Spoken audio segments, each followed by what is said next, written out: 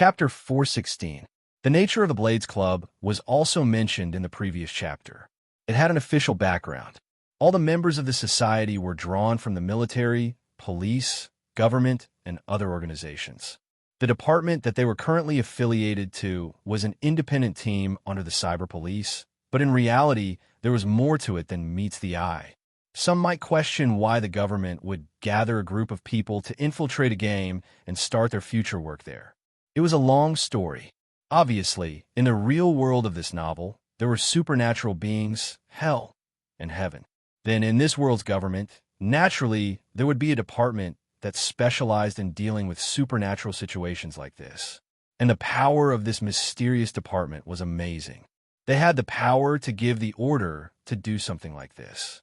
Much less the members of Blades. If there was a need, they could transfer a whole group of people into the game to form an organization that was stronger than any professional gaming studio. However, since Woody had a good personal relationship with the person in charge of this mysterious department, they had adopted this kind of lenient approach. Basically, they had an attitude of monitoring but not doing anything. If something really happened, the related department would prioritize taking down the dream company's headquarters in the real world. Of course, this plot was not the core of the novel, so it was better to return to the story. Even though 7 Kills was known as the number 3 in Blades, in terms of individual combat ability, he was the number 1 player. This was because their number 1 and 2 players were like the captain and the political commissar, or rather, the general and the strategist. And 7 Kills was the general. To be able to be ranked in the top 20 on the combat ability ranking, none of them were not top players. Even though he was ranked 16th, it did not mean that those who were ranked ahead of him could beat him. It did not mean that those who were ranked behind him would lose to him. As long as their ability was within the same range, the result of a battle between 2 players was unpredictable. Unfortunately, Shouten was not at the same level as 7 Kills. That badge, 7 Kills, saw the eye-catching guild badge of Underworld Frontline from afar. Huh. I've run into someone from Underworld Frontline in my first match. How could he not remember the name of the guild that Feng Bujue, who had defeated him in Gotham City, belonged to? Before the fight even started, 7 Kills was already excited. 7 Kills. That's 7 Kills from Blade. Shouten often checked the ranking boards. Naturally, he had an impression of an ID that was relatively easy to remember. I'm so unlucky. My first match is against an expert ranked in the top 20. He thought to himself, but an opponent like this is just the right time to test my strength. In the face of a strong enemy, Xiao Tan did not cower. Instead, his fighting spirit was ignited. At this moment, the environment around the two of them was a barren open space.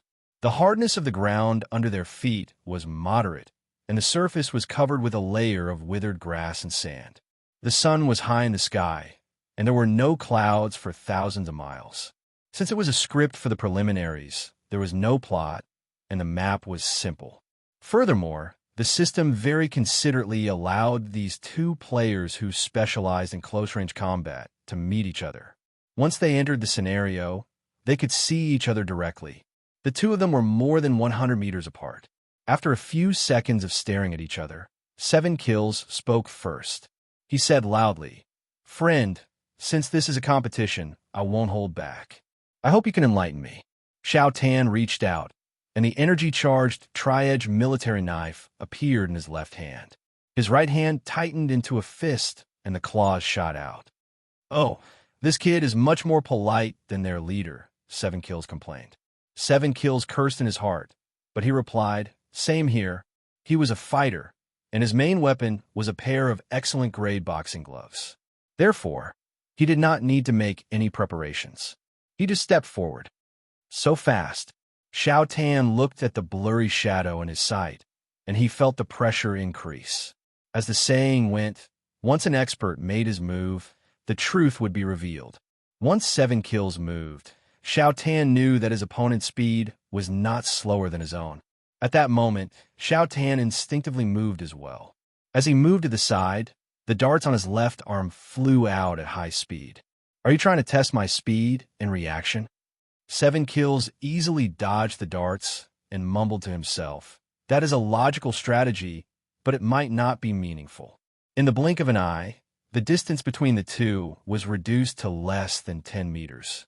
Of the 5 darts that Xiaotan shot out, none of them hit their target. "Tis," Xiaotan scoffed. Seeing the man charging head-on without holding back, a sense of viciousness rose in his heart.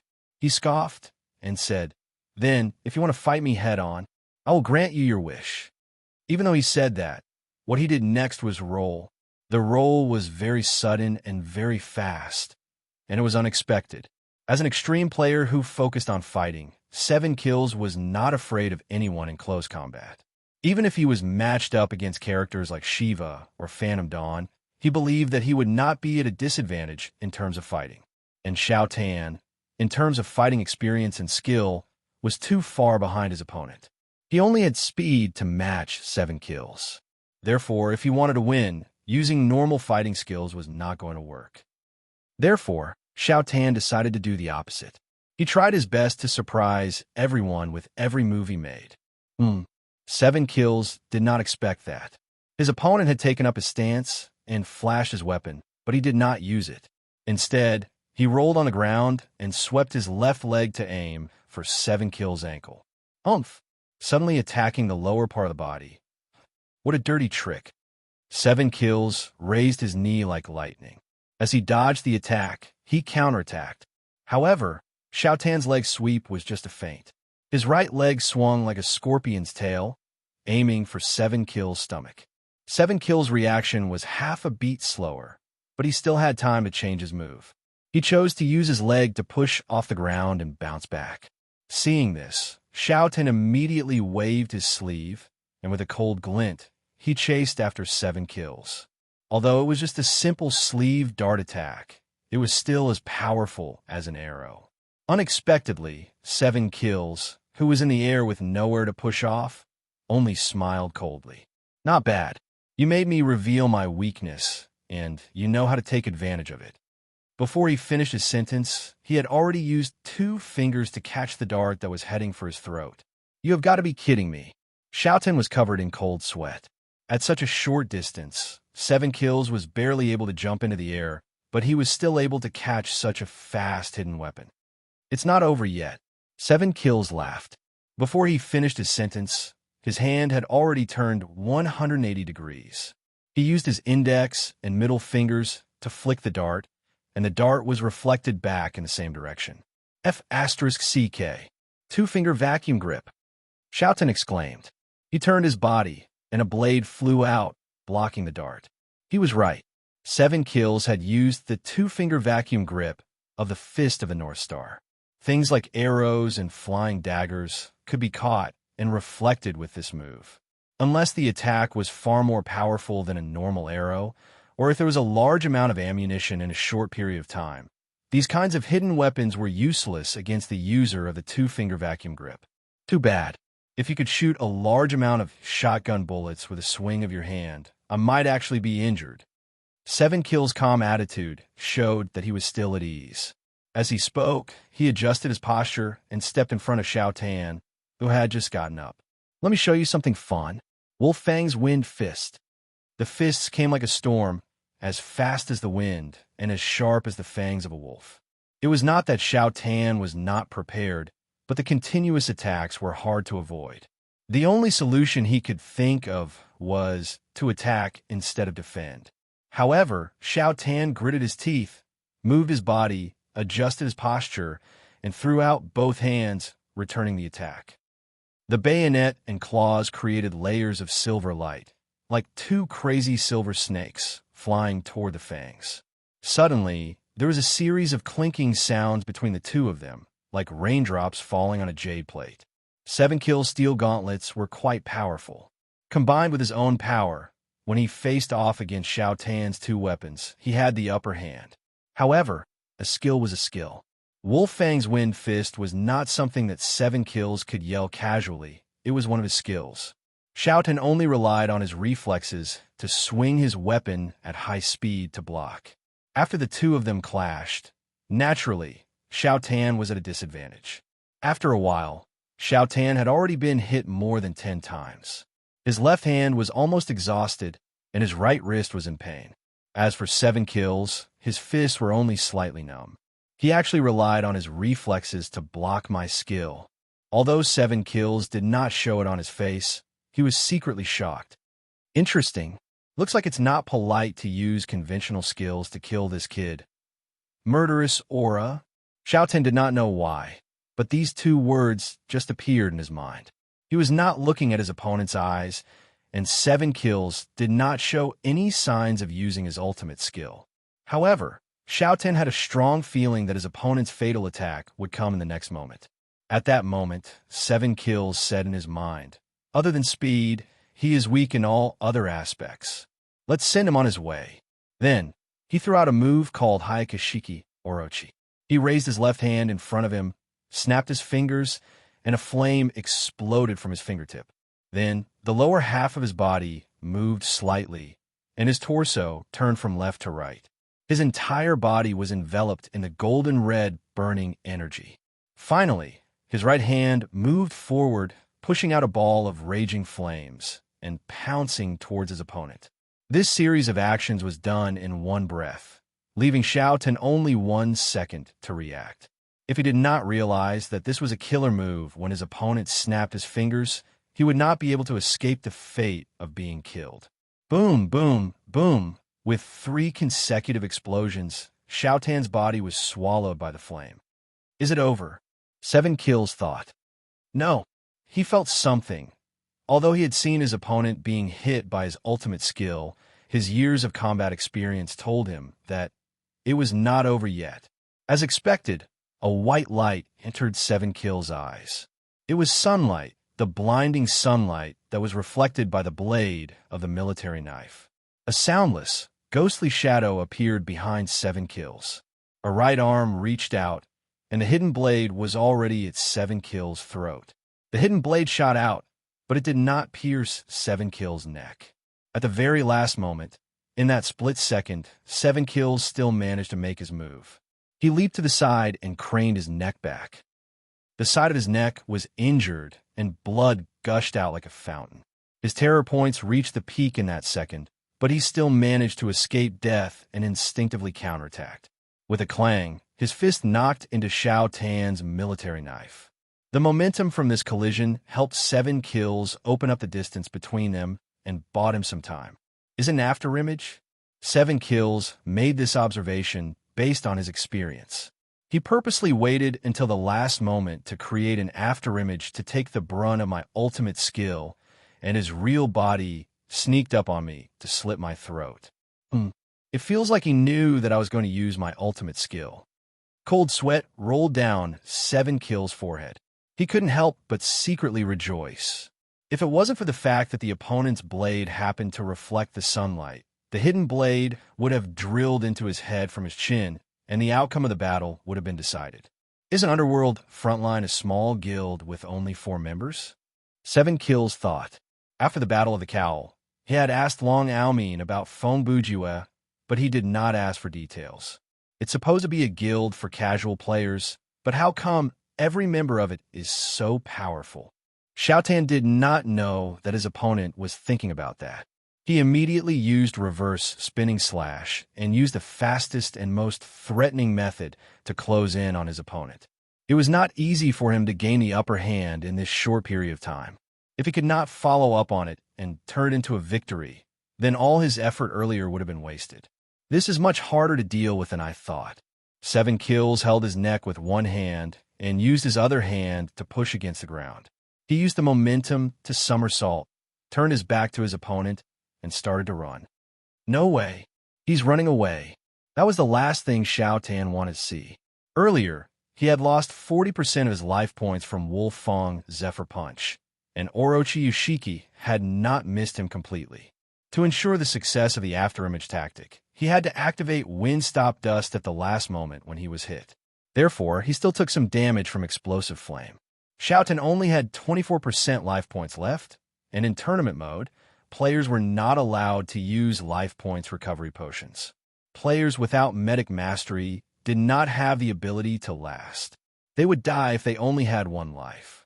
As long as 7 kills stopped bleeding and stopped underestimating his opponent, Xiao Tan would be defeated within 20 moves. I'm sorry. I underestimated you earlier. 7Kill's voice came from the front. Xiao Tan could see clearly that the man had taken out something to stop the bleeding from his inventory and placed it on his neck. You fought well. When the word wrong left his lips, 7Kill's body disappeared from Xiao Tan's sight. I look forward to it. This sentence came from behind Xiao Tan. Shadow step, huh?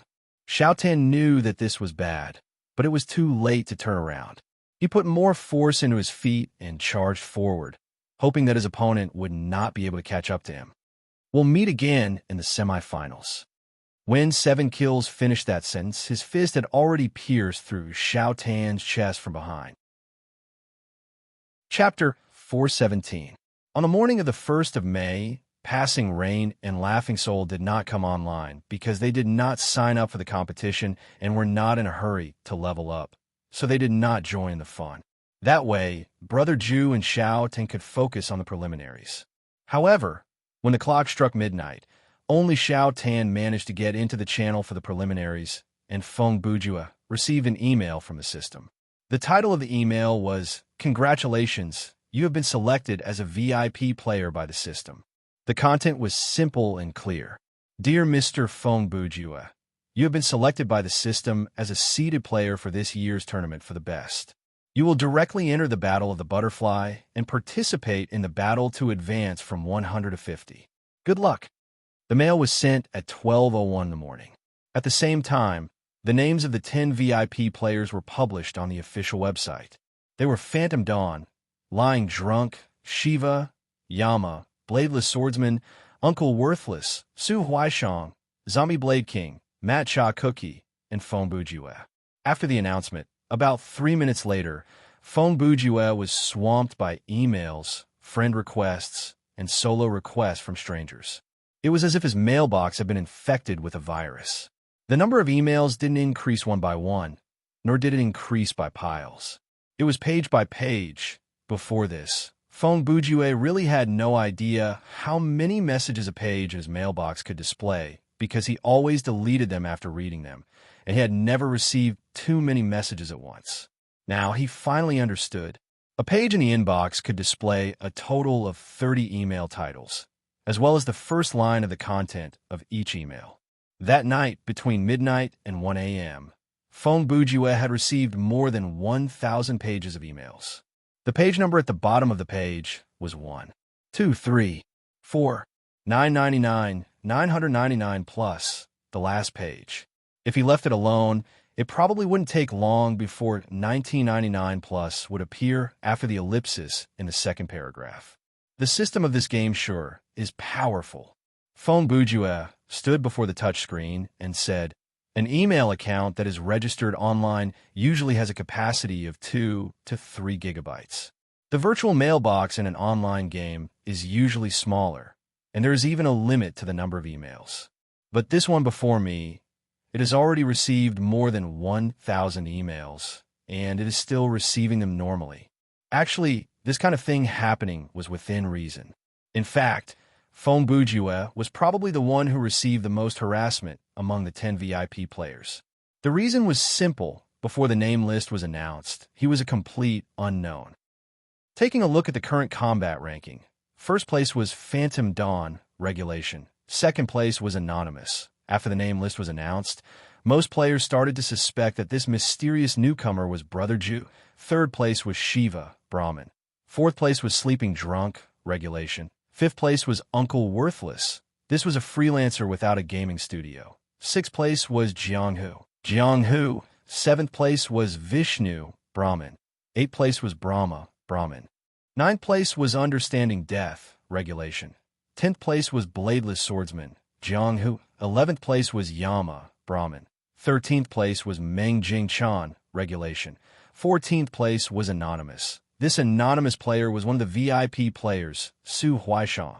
15th place was Blade Runner, Jianghu. 16th place was 7Kills, Blade Edge. 17th place was Matcha Cookie, Mountain River. 18th place was Zombie Blade King, Zombie Blade. 19th place was Not a Scaredy Cat, Jianghu. And 20th place was Flying Pegasus, Xingchun. After the battle for the Cape, Brother Jew had used the buff from the Soul's Eye to push Shiva, understanding death, and 7 kills down 1 rank.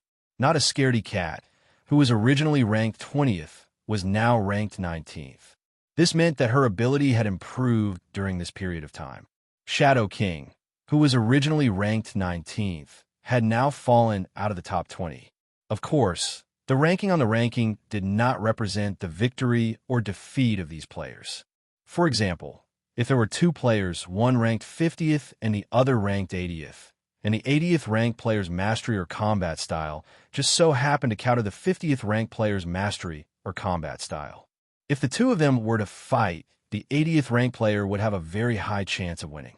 However, this would not change the ranking because the system's point of view was, even if you can win countless times against someone, it is meaningless. The crux of the matter was how many battles one could win in total out of the countless possible battles.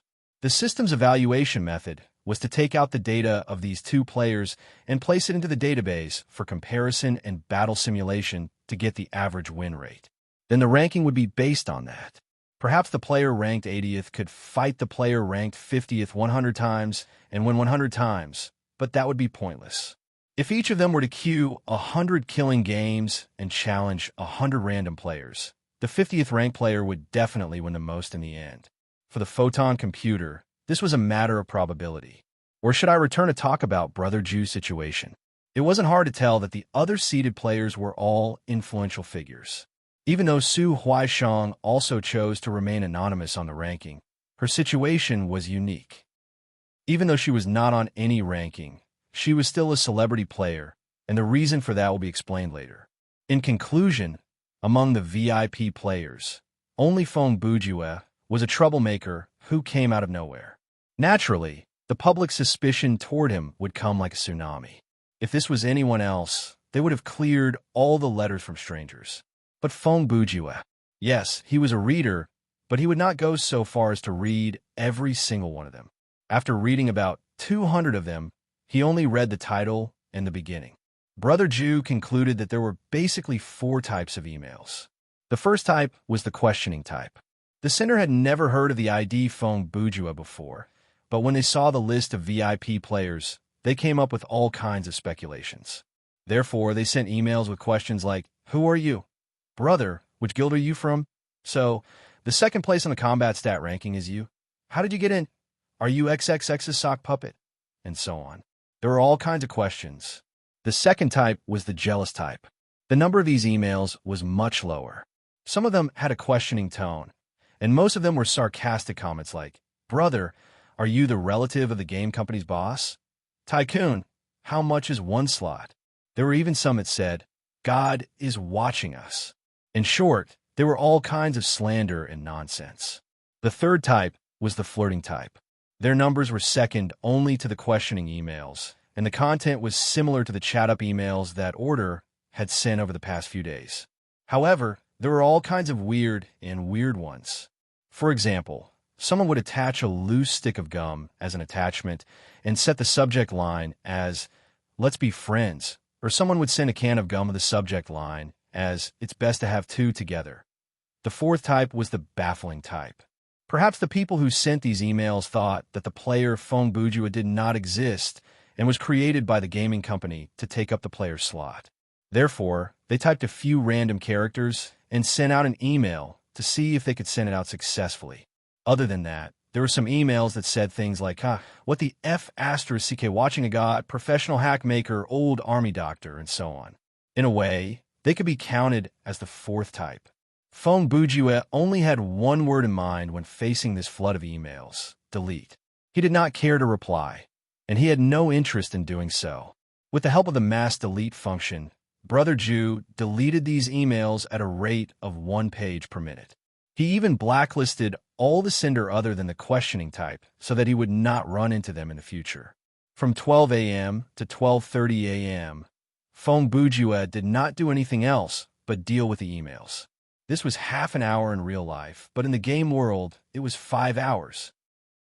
For the past 5 hours, Brother Jew had been sitting on the stool, skimming through the emails page by page with great interest. He deleted them page by page. It felt like he was browsing a forum, but in reality, he was browsing through his own mailbox. He did not know that on the real gaming forums, the mysterious player Fong Bujue had become one of the hottest topics. This one of the hottest topics had to be added because the player's focus was not entirely on Brother Ju. After all, there were other VIP players, and there were many threads about the preliminaries and the competition rules. The various speculations about the ID Fong Bujue took up at least 20% of the total number of threads. There were plenty of players who exposed him, and some of them had queued up with Brother Ju before, like Loneliest When I Miss You at the start of the game, and Zombie Blade's Doomsday Assault and Final Assault. Fong Bujue had been leveling up, and he had interacted with quite a number of players. With his personality, it was natural for others to remember him. However, those who had added Fong Bujue as friends, and those famous players in gaming studios, all kept quiet about this. Therefore, a very strange situation occurred. Due to the sheer number of players who came up with false information and rumors, some of the real information was ignored as well. Brother Ju's identity became more and more mysterious, and the more rumors spread, the more bizarre they became. Some said he would eat people, some said he had 8 hands, and some said he was a spirit that resided in the game world. One had to admire the imagination of the netizens. Fong Bujue had not even shown up in the public tournament, but he had already become an urban legend. Chapter 4:18. After Xiao Tan was killed, he returned to the login lobby and established a voice communication with Fong Bujue. "Hey, Brother Ju, how are things on your side?" Deleting emails. Fong Bujue replied weakly. Obviously, when he said that, his hands were not idle. I'm not done yet." Xiao Tan laughed. At midnight, he had also communicated with Fong Bujue. At the time, the list of VIP players had just been announced on the official website, and Brother Ju's mailbox had just exploded, just as I expected. Fong Bujue said, "This time, I'm definitely famous. In the past 3 days to 1 week, I've mentally prepared myself to deal with thousands of emails every day." He paused. "After some time, when the popularity of this issue dies down, it will be better. But I'm afraid I'll never be able to return to the ideal state of being unknown." I once heard from Chao Jian, Blade Runner, that for a famous player like him, it was normal for him to receive more than 10 emails from strangers after he came online. My situation will probably be the same in the future. In my opinion, there are plenty of people who would wish for this kind of treatment. Xiao Tan mocked. Humph. Actually, there are benefits to being a seeded player.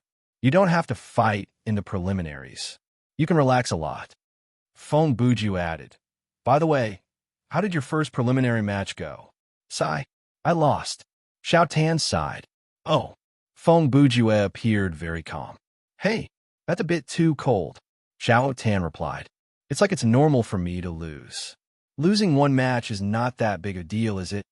Fong Bujue said, "There are 50 matches in the Battle of the Bug. As long as you don't lose 4 matches in a row and get eliminated early, it shouldn't be a problem. That's easy for you to say. There are millions of players in this game, but only 3,000 can enter the Battle of the Cocoon. Furthermore, players who win 15 consecutive matches in the Battle of the Bug will advance directly." Xiao Tan said as he calculated in his mind. Theoretically, the best record for a player who has completed all 50 matches is 47 wins and 3 losses. If they can't achieve 15 consecutive victories, they have to work hard to achieve this record if they want to advance. "Don't worry," Fong Bujue said. 40 wins should be enough to guarantee a promotion." Xiao Tan was stunned for a moment. Based on his friendship with his brother Ju, he was able to deduce many things from his tone of voice. Therefore, when he heard this sentence, he knew that Fong Bujue had said it with certainty. "How did you know?" Xiao Tan asked. Even the internal staff of the game company wouldn't be able to explain such things clearly, right? "Speculation," Fong Bujue said. Xiao Tan's lips twitched. Is that a complete answer or some kind of summary? Fong Bujue knew what Xiao Tan meant, so he started to explain. Let's start from the day of the open beta. In less than 24 days, the number of players who can reach level 30 and above is limited. When you say that there are millions of players in this game, that's actually a waste of time. Those who have not fulfilled the registration requirement can be ignored. Other than the 10-seeded players, your competitors are players who are already over level 30 and have signed up.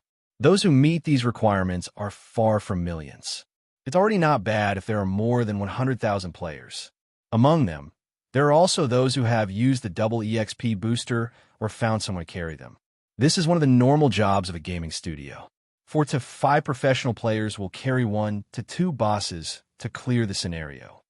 These people were free players, and they only had a dozen of them among themselves. If they ran into players who had trained their way up, they would definitely lose. Losing 4 matches in a row was only a matter of time before they were eliminated. As for the possibility of winning 15 matches in a row, even though it is theoretically possible, honestly speaking, it is very difficult. Under the rule of absolute randomness, anything can happen. In the 15 matches in a row, as long as you run into a player who is stronger than you or a player who can counter your mastery, the winning streak will be interrupted. From the perspective of probability, the higher a player's ranking is on the combat ranking, the higher the chance of achieving this. For players who are ranked below 100, the chance of achieving 15 consecutive wins is very slim. So, at the very most of the 3,000 spots, the number of spots that will be taken up by those who have a winning streak should be around 100. Most people will need to fight 50 matches before they can see the winning rate. He paused at this point before continuing. Now, let's look at the theoretical best result that you mentioned. 47 wins and 3 losses. That is basically a super high standard that is as difficult as 15 consecutive wins, right? Xiaotan answered as if he was thinking of something. The competition system this time is not bad. The setting of consecutive wins in a row and consecutive losses in a row will reduce the probability of you running into players who are too strong and too weak. Feng Bujue continued. Leaving aside the luck factor, normally, if you fight 50 matches, the number of godly opponents and weaklings you will meet will not exceed 5. In the remaining 45 matches, the opponents you will meet are all opponents who are in the same range as you. As long as your PK level is slightly above average, your winning rate will not be lower than 50%. That is equivalent to winning 23 matches. As for whether you can advance, it will depend on how many matches you can win in the remaining 22 matches. And in those luck games, you will meet more godly opponents or weaklings. In short, Xiaotan continued, the situation of advancing is much more optimistic than I thought. That's right. Feng Bujue continued. In my opinion, the lowest baseline for advancement might be 35 or even lower. As long as you don't accumulate losses to 15 matches, there is a chance for advancement. Okay. After listening to Brother Ju's analysis, Xiaotan felt much more at ease. By the way, speaking of luck games, do you know who my opponent was in the first match? Based on your tone, you lost to a strong opponent? Feng Bujue asked. It was 7 kills. The 7 kills from Brother Long's guild. Xiaotan emphasized. Oh, Feng Bujue mumbled. Then he's indeed a godly opponent. Once I think about how you have beaten that kind of guy, I am not surprised that you are on the list of VIP players. Xiaotan said. The battle for the cape was the scenario that Feng Bujue bragged about the most in front of Xiaotan, so the latter knew a lot about it. Now, you should be able to fight 7 kills, right? Feng Bujue asked. Yes, but I can't beat him, Xiaotan said. It feels like there's still a big gap between me and the top players like you.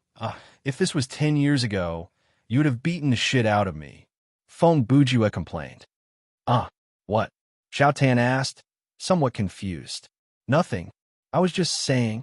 Feng Bujue was distracted by deleting the email. He was distracted for a moment and let it slip. He immediately covered it up. I think I just said a line from a movie. Don't mind it, oh.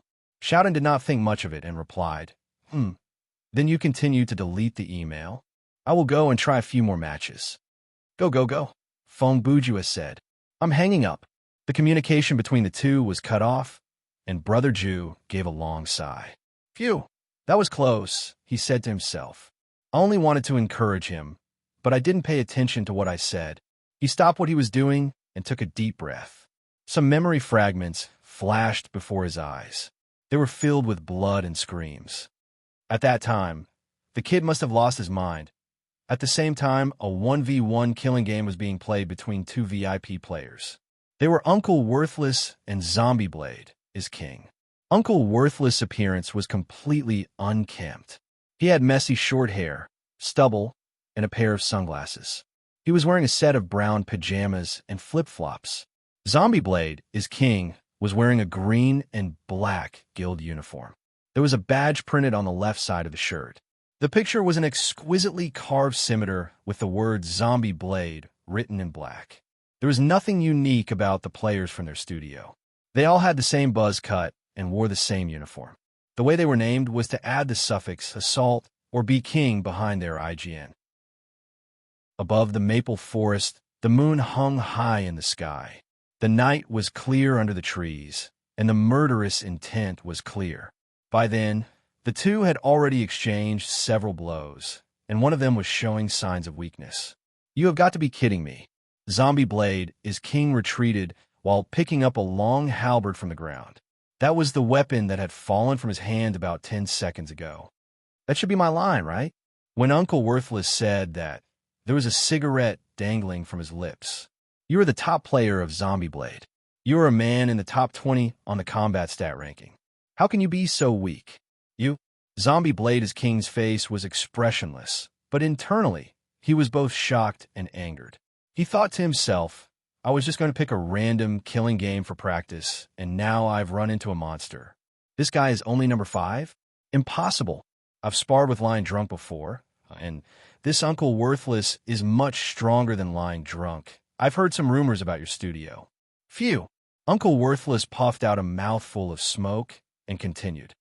You guys are using drugs, aren't you? I have no idea what you are talking about. Zombie Blade, his king, wiped away the blood on his lips. He made use of the time when the man was conversing with him to adjust his breathing and look for an opening. Uncle Worthless stood there with a casual posture and continued to smoke. Zombie Blade has always been number 5 on the guild combat stat ranking, and of the top 20 players on the level ranking, you guys have taken up the most spots. But as the number 1 expert of Zombie Blade, your actual combat ability is truly shocking. He laughed coldly and took another deep puff of the cigarette. It must be some kind of drug that can suppress your terror points, right? Even though it cannot be controlled to 0, it should be able to keep your terror points at a low range. That way, you can guarantee that you'll get a rating of excellent bravery and above for every scenario you clear, and you will be rewarded with some EXP. Humph. You'd better watch your words. You need proof for everything you say. Zombie Blade is king chuckled coldly. You're also a famous player. If you go around spouting nonsense and ruin our company's reputation. Proof. Ha! Is that really that important? Uncle Worthless laughed. I'm just a freelancer who is using my personal identity to earn a living in the game. The words of a lowly person carry little weight. Even if I saw with my own eyes that your people consume drugs before they enter the gaming hub. So what? You guys have not broken a law. He shrugged. For a small character like me, other than being good at gaming, I don't have any other strengths. For a big studio like yours, just give me a few lawyers' letters, and you might be able to force me into a corner and make me beg for mercy. I am someone who does not dare to provoke you guys, and I do not have the time or energy to do so. His tone was dripping with mockery. The only way I can fight you guys is to beat you into a meat patty in the game and stuff you into a cardboard box. You've crossed the line. Zombie Blade, his king's anger rose again. I will make sure you don't leave this place alive. He roared, and his halberd shot out 3 purple lights that tore through the air. Uncle Worthless flipped his palm and pushed forward lightly. The energy formed a wall of air, and the purple lights in midair were instantly blocked. Looks like you won't be able to throw out any decent attacks, Uncle Worthless said. I'll end you then. Just as he made up his mind, the skill was ready. Uncle Worthless took half a step forward and countered with a powerful palm strike. It shattered the purple lights and rushed towards Zombie Blade, his king. Humph! I've been tricked. Zombie Blade, his king, did not have much expression on his face, and that provided him with some cover. At this moment, he used the cloud step and leaped into the air, disappearing without a trace. Oh, running away. Uncle Worthless thought to himself. No, it's whoosh. The sound of wind slicing through the air was faster than the player's thoughts. The halberd fell from above Uncle Worthless' left shoulder, and the brutal force severed his entire left arm. The tables had turned in one move. Uncle Worthless' situation had taken a turn for the worse. Zombie Blade as king had used a simple movement skill to force his opponent into a corner. At least, he thought it was a corner. Oh, that really hurts, Uncle Worthless said weakly. He turned to look at his left arm that had fallen to the ground. There was still a cigarette in his left hand. I haven't finished smoking that one. Compared to cigarettes, you should think about yourself first. Zombie Blade is king spun in the air, and the tip of the halberd spun in the opposite direction. This time, he aimed for Uncle Worthless' neck. In the blink of an eye, Uncle Worthless did something that the other party couldn't understand. He didn't try to dodge, he just stood there.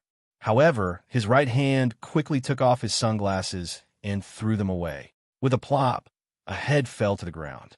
However, before Uncle Worthless' headless body fell to the ground, on the other side, behind the sunglasses, another intact Uncle Worthless appeared. Interesting, isn't it? Uncle Worthless said as he reached into his pajamas pocket and took out another cigarette. He lit it up calmly. How do you want to lie inside the cardboard box? Looking at his revived opponent, Zombie Blade, his king felt a deep sense of despair. From the start of the battle until the last move, he had used everything he had, but his opponent had used all kinds of strange methods to counter his attacks, and the result was that he was not injured at all. The next second, Zombie Blade, his king, forcefully retreated.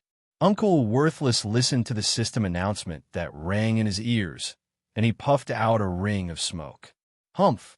Forcefully retreating looks like a last resort to protect one's dignity, but in reality, this is the reaction of a weakling. Chapter 419. On the afternoon of May 1st, Brother Jew came to the conference room set up by Blade Runner. When he entered, Child Jian was already sitting at the conference table waiting for him. Yo, long time no see. Feng Bujue greeted him. Hey, I've been busy lately.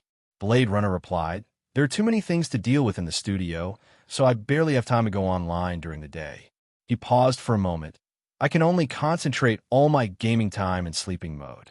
Now I have to play for 7 to 8 hours every night and spend 3 days and 3 nights in the game, so I'm tired the next day. It seemed that he was really tired and had a lot to complain about.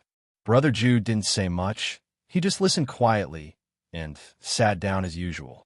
He also understood that every industry had its own difficulties, and the game industry wasn't as simple as people thought. You can make money by playing. The pressure on leisure and professional players were very different, and this, as a novelist, he could empathize with them. Sorry, I started to complain before I knew it. Blade Runner said a few words, but quickly realized that something was wrong. He smiled and said, let's talk about business. Okay. Feng Bujue continued. I think this kind of business, for a studio like you, should be very common. You can say that, after all, this is also a source of income. Blade Runner said, but I really didn't expect that Brother Feng would actually come to me to trade game coins. It turned out that Feng Bujue's purpose of coming here today was to sell game coins. What? Do I look like a rich guy who doesn't lack money? Brother Jew replied. You do. Blade Runner opened his eyes wide and smiled. Of course you do.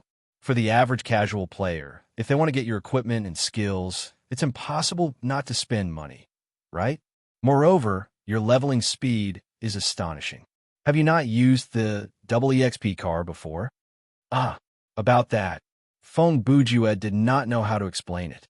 He could not just say, every time I clear a dungeon, my terror rating is embodiment of valor, and the equipment, skills, experience, and so on are all my guts. That's because I'm strong. This was the only reason Feng Bujue could think of. If someone else were to say this, I might not believe it. Blade Runner laughed. But Brother Feng, your words are quite convincing. Feng Bujue did not want to dwell on this issue. He quickly changed the topic.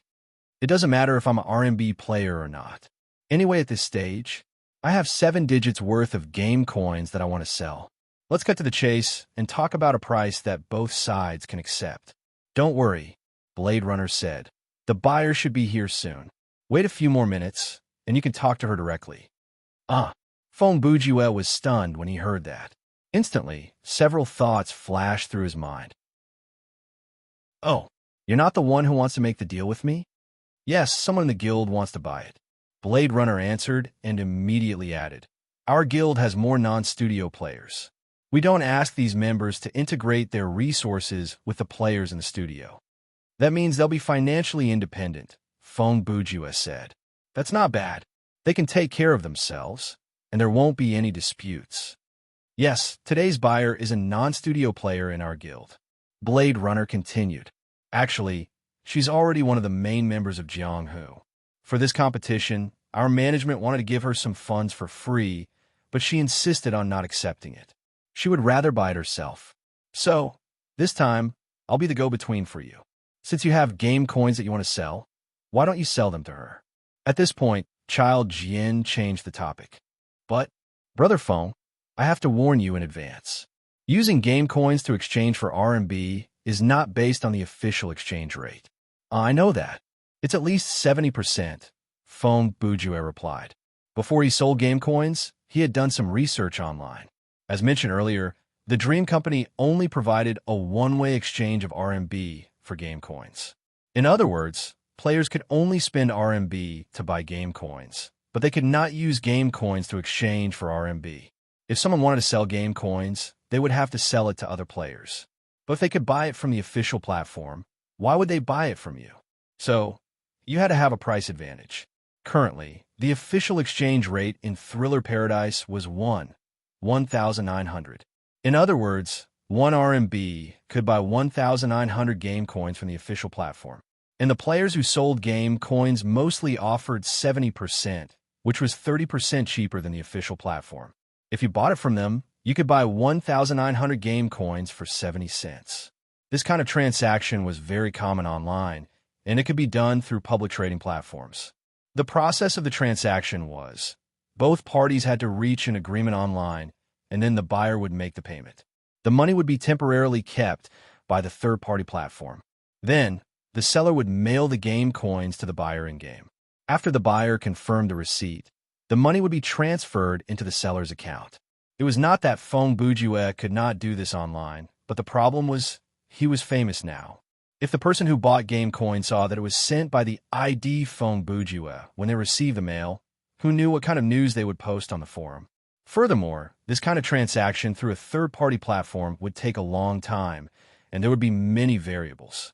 In comparison, it was much simpler to do the transaction in-game. Therefore, that day, Brother Ju went to find Child Jian, and the man helped him arrange this transaction. Sorry, I'm late. The door of the meeting room opened, and not a scaredy cat walked in. She only said the first word before she stopped talking, and her face darkened. So, it's you? Hey, what's with that look of disgust? Fong Bujue also recognized not a scaredy cat. He complained internally, but his expression was as calm as ever. Hello, we meet again.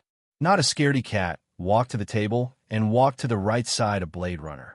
She purposely sat down to separate herself from Fong Bujue. She narrowed her eyes and glanced at Brother Ju from the corner of her eyes. Looks like you've remembered me after scamming me twice, huh? When have I ever scammed you? Fong Bujue started to bluff. He said in a very innocent tone, That time on Hunter's Island, I didn't even know you and that. Oh, Castle Stroke with one sword. I didn't even know how you and him died. How can you blame me for that? In the end, I cleared the scenario on my own and shared the EXP with everyone, didn't I? He paused. That time at Gotham City, even though it was a killing game, I didn't even meet you, did I? It was God's net who captured you, and it was Shiva who killed you. What does that have to do with me? Not a scaredy cat waited for 2 seconds before she asked, You mean to say, in that scenario, you robbed the bank, killed the police, threw money on the street, executed Robin, blew up the building, and claimed that all the other players were your accomplices? Those actions had no effect on me, right? What the F***? When Blade Runner heard that, he was covered in cold sweat. He turned to Brother Jew to mock. Just how many things have you done in a killing game? And it doesn't sound like a good thing. Humph. He has done more than that. Not a scaredy cat replied. She also turned to look at Fong Bujue. After I left the scenario, you dealt with Shiva and 7 kills, right? Fong Bujue had nothing to hide anymore. Who was second on the combat stat ranking was basically an open secret. Therefore, he answered directly, yes. I dealt with them all.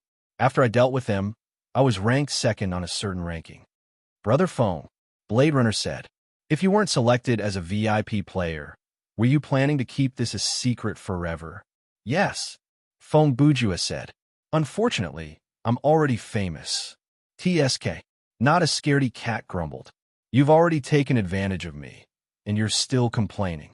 As she spoke, she placed both of her feet on the table. She did not hide her manly attitude. I knew it. During this period, everyone has been buying game coins. Today, there's someone selling game coins, and he's selling them for 7 digits. Now I understand. It's you, the person who doesn't need to participate in the preliminaries. She was right. The biggest reason Fong Bujue was selling game coins was because he did not need to participate in the preliminaries. Fong Bujue signed up for the competition because it was fun. He did not purposely prepare for the competition. Before the official announcement, he did not know there was such a thing as a VIP player. If Brother Jew really wanted to fight for the ranking, in this week, he could have swept through the level leaderboard and become the first player to reach level 40 in Thriller Paradise. That would give him an unshakable advantage in terms of level. But the reality was, other than occasionally being Xiao Tan's sparring partner, he continued to play the game. 1. He did not collect equipment. 2. He did not buy skills. Instead, he spent a lot of time on the slot machine. Sorry, the magical disintegrator. In other words, from the very beginning, Brother Jew did not consider how far he could go in the tournament for the best. What would a person with such an attitude think when he found out he could directly enter the top 100? Even if he lost the Battle of the Butterfly right away, he would still be able to get the top 100 prizes, which were 10 24-hour double EXP cards, 200,000 game coins, and a limited edition t-shirt. For Fong Bujue, with these prizes, he had nothing else to ask for. In the following half a month, other people would be busy preparing for the competition, but he would be busy deleting emails. Therefore, Fong Bujue came up with the idea of selling game coins. Coincidentally, the price of game coins was rising, and he did not need to spend money to level up. Therefore, he might as well sell some of the 2 million plus game coins that Fong Bujue currently had 2,400,000 plus game coins. That's how it is. Fong Bujue did not want to argue with Not a Scaredy Cat, so he played along. Then let's not beat around the bush and talk about the price. Okay, how much do you plan to sell it for? Not a Scaredy Cat asked. 2 million. Fong Bujue gave a round number. Then we'll go with the market price. Not a Scaredy Cat was a top player in Jianghu, and she was famous on the combat stat ranking. She would not ruin her reputation for a price difference of several RMB, so she did not plan to lower the price. I'll give you 700 renminbi, Fong Bujue said. The extra 100,000 renminbi will be my compensation for scamming you twice. Huh? Not a Scaredy Cat jumped on the table and pointed at him. You really admitted it just like that? What compensation? I'll take back what I've lost. I'll give you 800 renminbi. Keep the change. Wash your neck and wait for me. Wait for me to enter the Battle of the Butterfly. Not a Scaredy Cat's presence was on full display. This was the first time that Brother Bujue had seen her go berserk, and he was shocked. Seeing this, Child Jian rushed to the table. He reached out to stop Not a Scaredy Cat and said, calm down. He then turned to Fong Bujue and smiled awkwardly. Brother Fong, don't lower yourself to a woman's level. Calm your head. Not a Scaredy Cat used her crucifix to immobilize Child Jian's right hand. Go to hell. This was outside the scenario, and both of their physical abilities were at the level of a normal person. In other words, if this was real life, Not a Scaredy Cat would only need 2 seconds to take down Blade Runner. I'm dead. I'm dead. I'm dead. Child Jian struggled on the table, but he was unable to break free from his opponent's grip. The moment Not a Scaredy Cat made her move, A guard robot appeared in the conference room. Its mechanical eyes darted about before it said, "Since you two are each other's friends, I wish to confirm." The robot was very intelligent, and it would not make a move recklessly. It turned to Blade Runner and asked, "Do you need me to intervene?" Air. Child Jin hesitated for a second. Not a scaredy cat increased her strength and roared, "You dare?" "No, no, no." Child Jin quickly turned to the guard. I'm fine." His eyes were shining with the determination to face death. "I'm sorry, but if there are any similar actions between the two of you in the future, will you be considered as non-intervention as well?" The guard said, "This is the 5th time this has happened. If both of you agree, we will consider it as non-intervention next time." "Yes," not a scaredy cat replied firmly. "Hey." Child Jin fell into despair. Not a scaredy cat glared at him and said through her nostrils, Reconfirmed. In the end, flashes of swords surrendered. "Okay, if you wish to change this option in the future, you could do it on the touchscreen in the login lobby or communicate with us directly at the market." With that, the mechanical guard teleported away. Feng Bujue, who had been watching the show from the side, glanced at Blade Runner from the corner of his eyes. Even though Brother Ju did not say a word, the suppressed smile on his face betrayed him. "Brother Feng, I believe you understand that as a man, we have to learn how to hold back." Child Jian tried to regain his dignity, but the powerful force that came from his hands caused him to scream. "The atmosphere of your guild sure is impressive," Feng Bujue said. "As the boss of a gaming studio and a star player, you are able to put down your pride, ignore the small details, and mingle with those non-professional players. I am truly impressed." "Humph, hypocrite." As not a scaredy cat said that, she changed the cross into a guillotine lock. The general action was to wrap one's arms around the opponent's neck and pull the opponent's head against one's chest to shock them. I think I understand why you stopped resisting." Feng Bujue's lips twitched, and he raised his head to say to not a scaredy cat, "All right, I won't disturb your judo game anymore.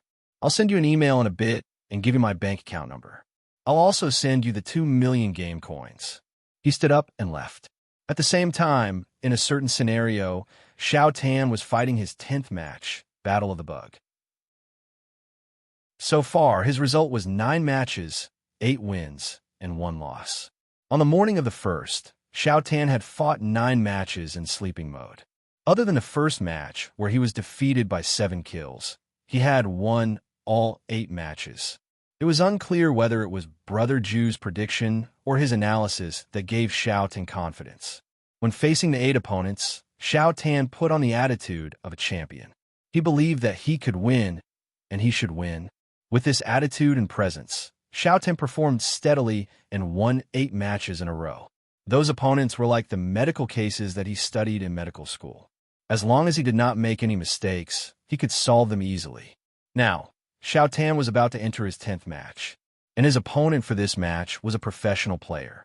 In terms of probability, this was quite normal, but when one saw the Star Union badge, a normal person would feel some pressure.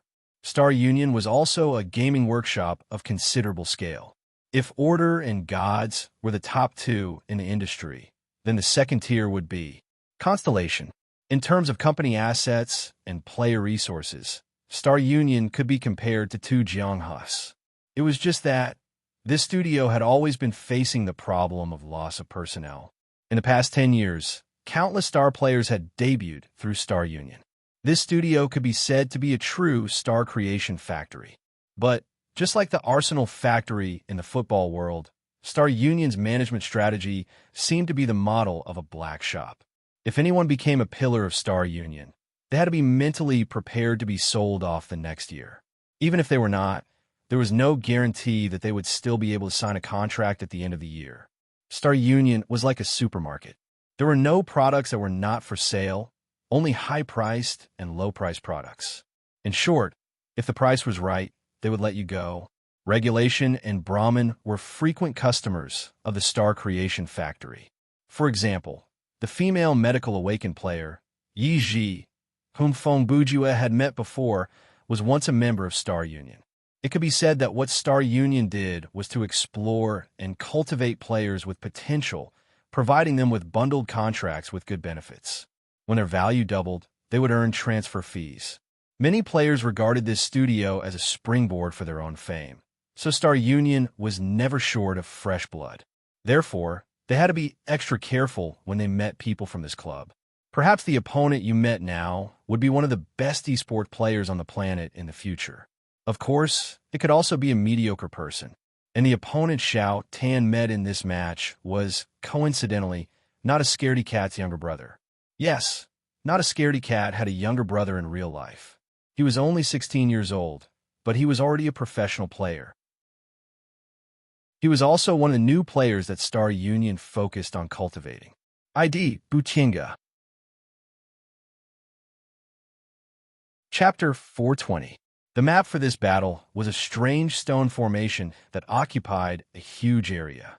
Thousands of cylindrical stone pillars stood in an irregular pattern in the desert, each of them different in height and thickness. The thickest one was like a pagoda, and the thinnest one was like a flagpole. Even though the stone pillars were arranged closely, there was no pattern to them. A bright moon hung in the sky, and the wind caressed the clouds. This kind of environment was an assassin's heaven. Walking on the sand didn't leave any footsteps in the first place. With the cover of the wind, it was hard for the opponent to notice Xiao Tan's movement. The surrounding stone formations provided multiple cover. Even if Xiao Tan appeared in the enemy's line of sight, he only needed to take 3 to 5 steps before he disappeared again. Under such conditions, if one of the two parties was an agility-based fighting player and the other was a marksmanship specialist, then the latter would basically lose. And this battle was unfolding under such preconditions. Some people might find it strange. Although the two players were randomly matched, the map should be determined according to the data of the players. Why would the system generate such an unfair map? The answer was simple, because the environment of the stone formation had no effect on Butinga. Bang, bang, bang.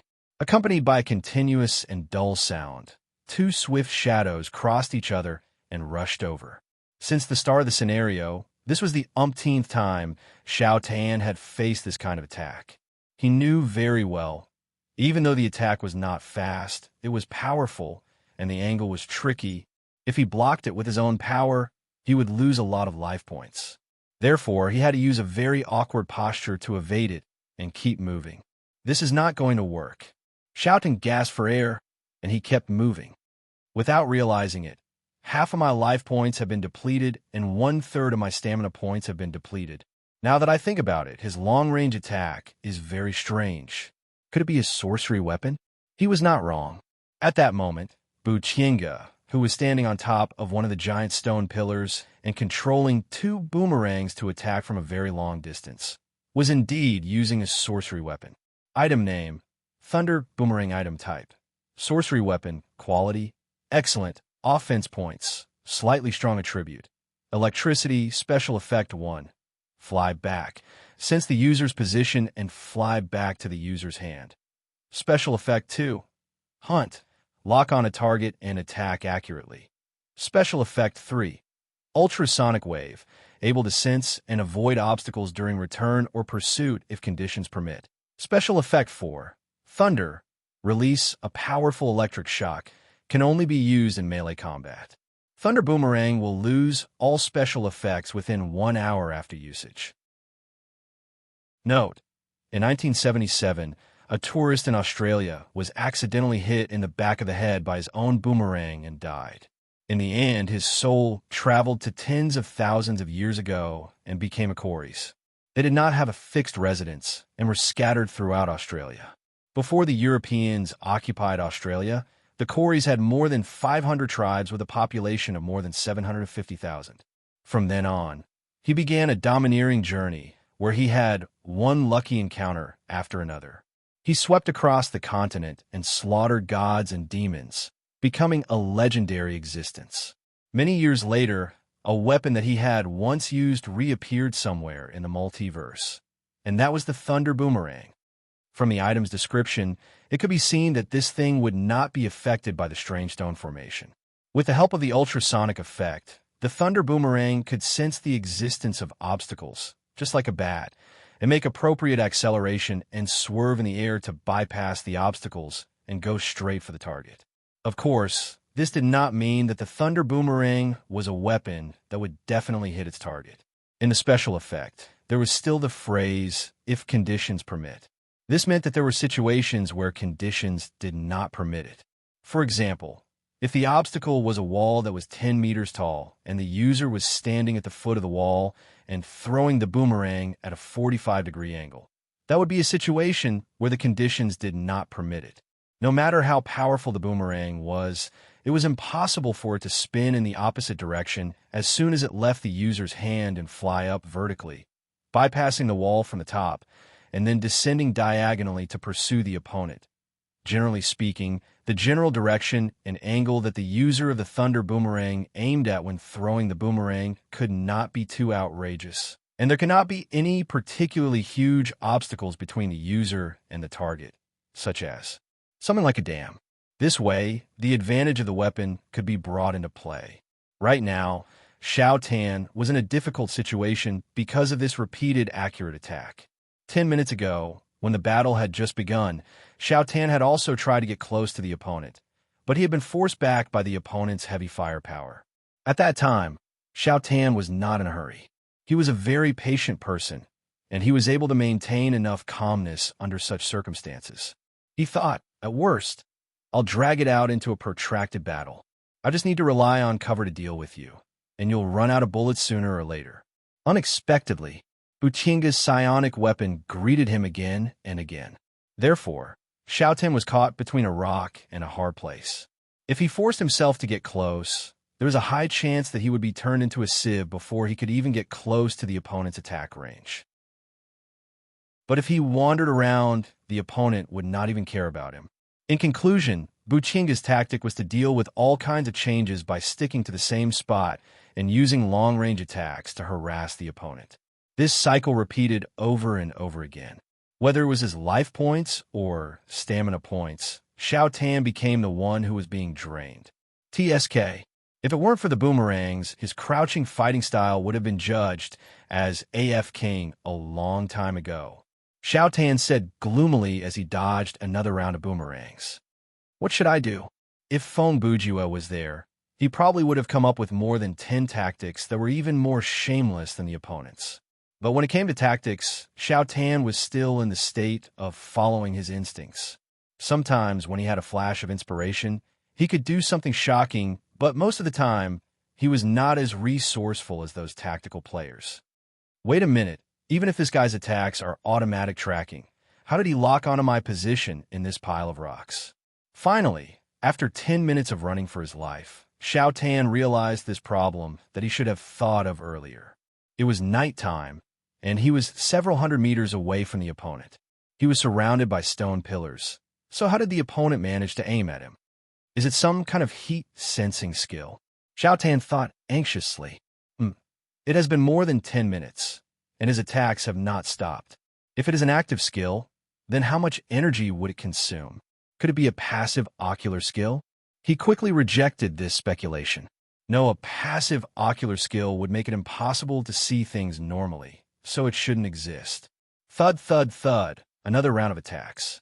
Xiao Tan took 2 steps on a stone pillar beside him, somersaulted in the air, and dodged again.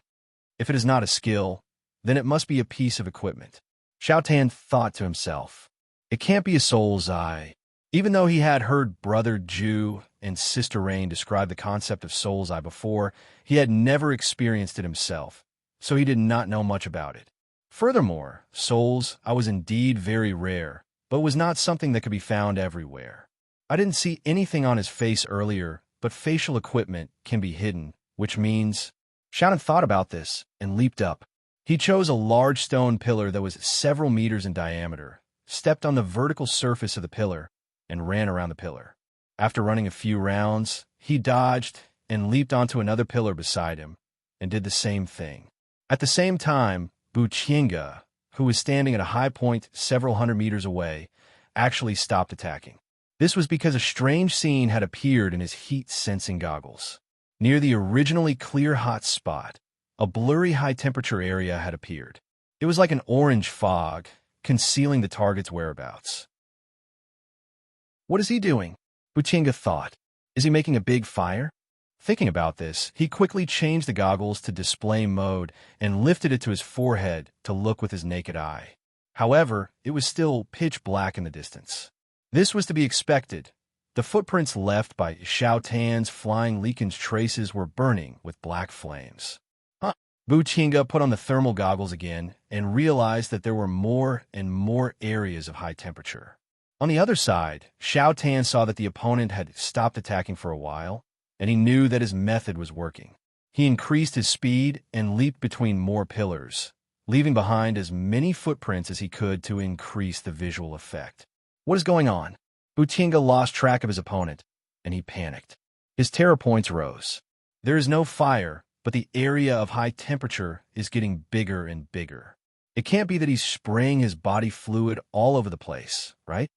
Without being able to pinpoint his opponent's location, his sorcery weapon lost its use, and the special effect of pursuit could not be activated. Xiao Tan made use of this opportunity to close in on his opponent and started to create a circle of footprints around Butinga's hiding spot. He is a player from a gaming studio, so his overall power level is definitely higher than mine.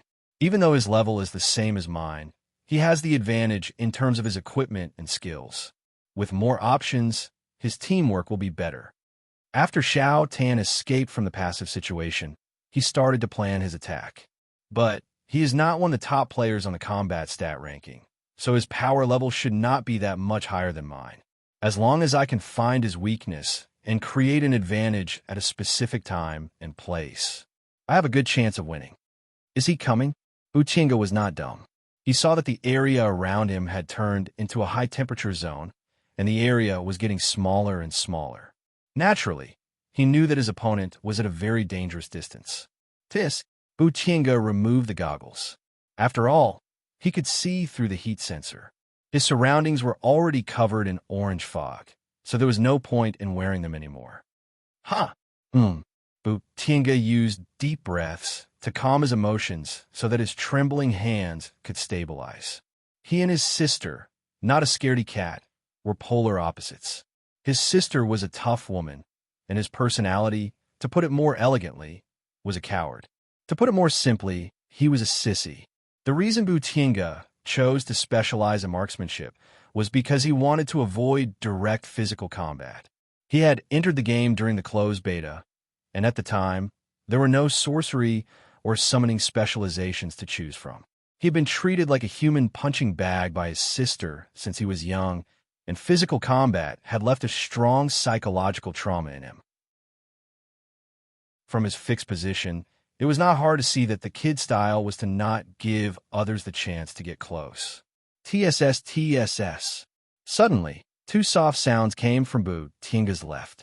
Without saying a word, he turned the machine gun around and fired a barrage of bullets in that direction. But without the heat sensor, he had no idea what he was shooting at. The fire from the machine gun is not enough to disperse the shadows between the stone pillars. The gunshots and the sound of the shells hitting the ground can be my cover. Xiao Tan hid behind a stone pillar and thought calmly. As expected, he is using some kind of heat sensor to confirm my location. Now, he has basically been blinded. The soft sound earlier was made by Xiao Tan when he grabbed a handful of sand and threw it at the stone pillar. It was a deliberate attempt to test his opponent. At that moment, the tables had turned. Wang Tongji was like a beast hiding in the dark, testing his opponent's reaction with ease, looking for a chance to kill him in one hit. And Butinga's lackey, after his opponent saw through his fighting style and broke through one of the links, he was forced into a passive position. As a player who majored in marksmanship, Butinga's eyesight was not bad, but since Xiao Tan hid in the dark and wore a dark-colored outfit, Xiao Tan's assassin outfit was a dark red jacket with a golden cape. It was difficult to catch sight of him with the naked eye. On the other hand, Xiao Tan, who also had a level C sleuthing, did not have such concerns. Butinga stood at the top of the giant stone pillar, using it as a lookout and defense point. Xiao Tan only needed to poke his head out from behind one of the pillars, and he would be able to catch a glimpse of his opponent. Ha. Butinga tried his best to lower the sound of his breathing. Fear sharpened his sight and hearing. He thought to himself, I need to calm down. The opponent is testing me. I cannot fall for his trap. He calmed himself down. I am too nervous. Actually, there is no need to rush to open fire. I'm on top of him, and I have the machine gun. No matter how fast he is, he will not be able to get close to me instantly. At the start of the scenario, he was forced to retreat like this. There will be no difference now. He made his decision. Yes, wait for him to appear in our line of sight before opening fire. Rashly shooting randomly will instead give him an opportunity to take advantage of. TSS, TSS, there was another sound. This time, Buchinga only turned his head around cautiously. He widened his eyes to look in that direction, but he did not pull the trigger. Fu-fu-fu. Following the previous sound, another string of sound floated out from the darkness in an arc. 3 seconds later, it stopped abruptly. He did not fall for the trap this time. Xiaotan thought to himself. He wanted to repeat the same trick, to use the method of tossing sand to attract the opponent's attention. When Buchinga opened fire, he would circle to his blind spot, step onto the pillar, and complete the assassination. But he did not expect, after he tossed the sand and started to move at high speed, the opponent did not fall for his trap. Therefore, Xiaotan quickly stopped and lowered the sound of his footsteps to hide himself. In these few short minutes, neither of them spoke, and they did not use any actual killing moves, but this battle of wits and courage had entered its climax. Suddenly, the wind picked up. The sound of the wind passed through the strange stone formation that was shrouded in the night, and it echoed with a mournful wail. With the push of the desert wind, a dark cloud slowly covered the moonlight at that moment. With a click, a dot of light lit up from behind a stone pillar. Then, a man wearing a miner's hat walked out from behind the pillar. With the dark clouds covering the sun, the light source was very eye-catching. The miner's hat was a striking yellow color, so it was difficult to ignore it. Hey, you're too arrogant. In an instant, Buchinga's mind flashed such a comment, but his actions did not slow down. He immediately pointed the gun at Xiaotan and pulled the trigger. However, at that moment, the dot of light turned into a belt of light. Buchinga also expected that the opponent would not sit still, so it was reasonable for him to move at high speed. You want to force your way up?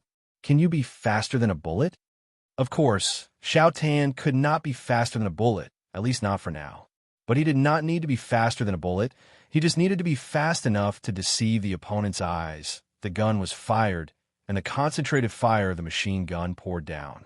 In the same second, the dot of light in the darkness split into 2, and a second later, it split into 3 again. 3 blurry ribbons of light appeared and disappeared intermittently, circling around the stone pillar in a slanted manner. I knew you would use this skill. Buchinga did not panic. When Xiaotan first tried to break through the net of fire, he had already used the skill, flowers vanish in the wind. At that moment, Buchinga had already seen through his trick of using afterimages to create overlapping shadows. The result won't change this time.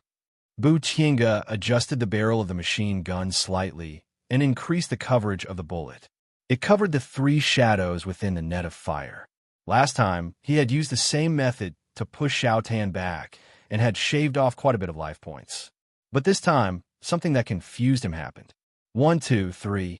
The 3 dots of light disappeared one by one. The darkness returned, and Buchinga's eyes were empty. They are all afterimages? At that moment, Buchinga's terror point soared. Where's the real body? This question was soon answered. A cold hidden blade pierced through the back of Buchinga's neck.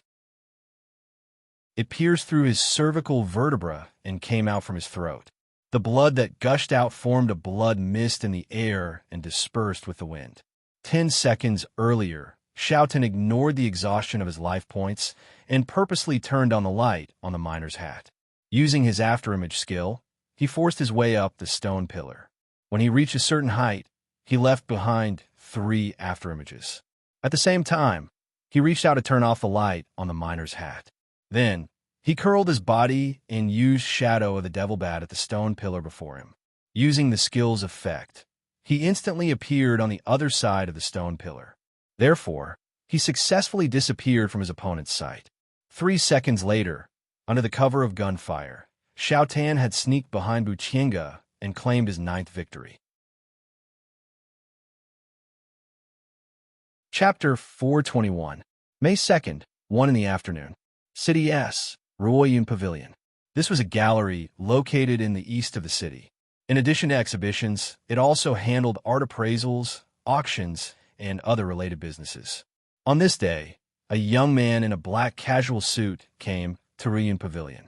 This person was none other than the mystery novelist, Mr. Feng Bujua. I need to buy a ticket.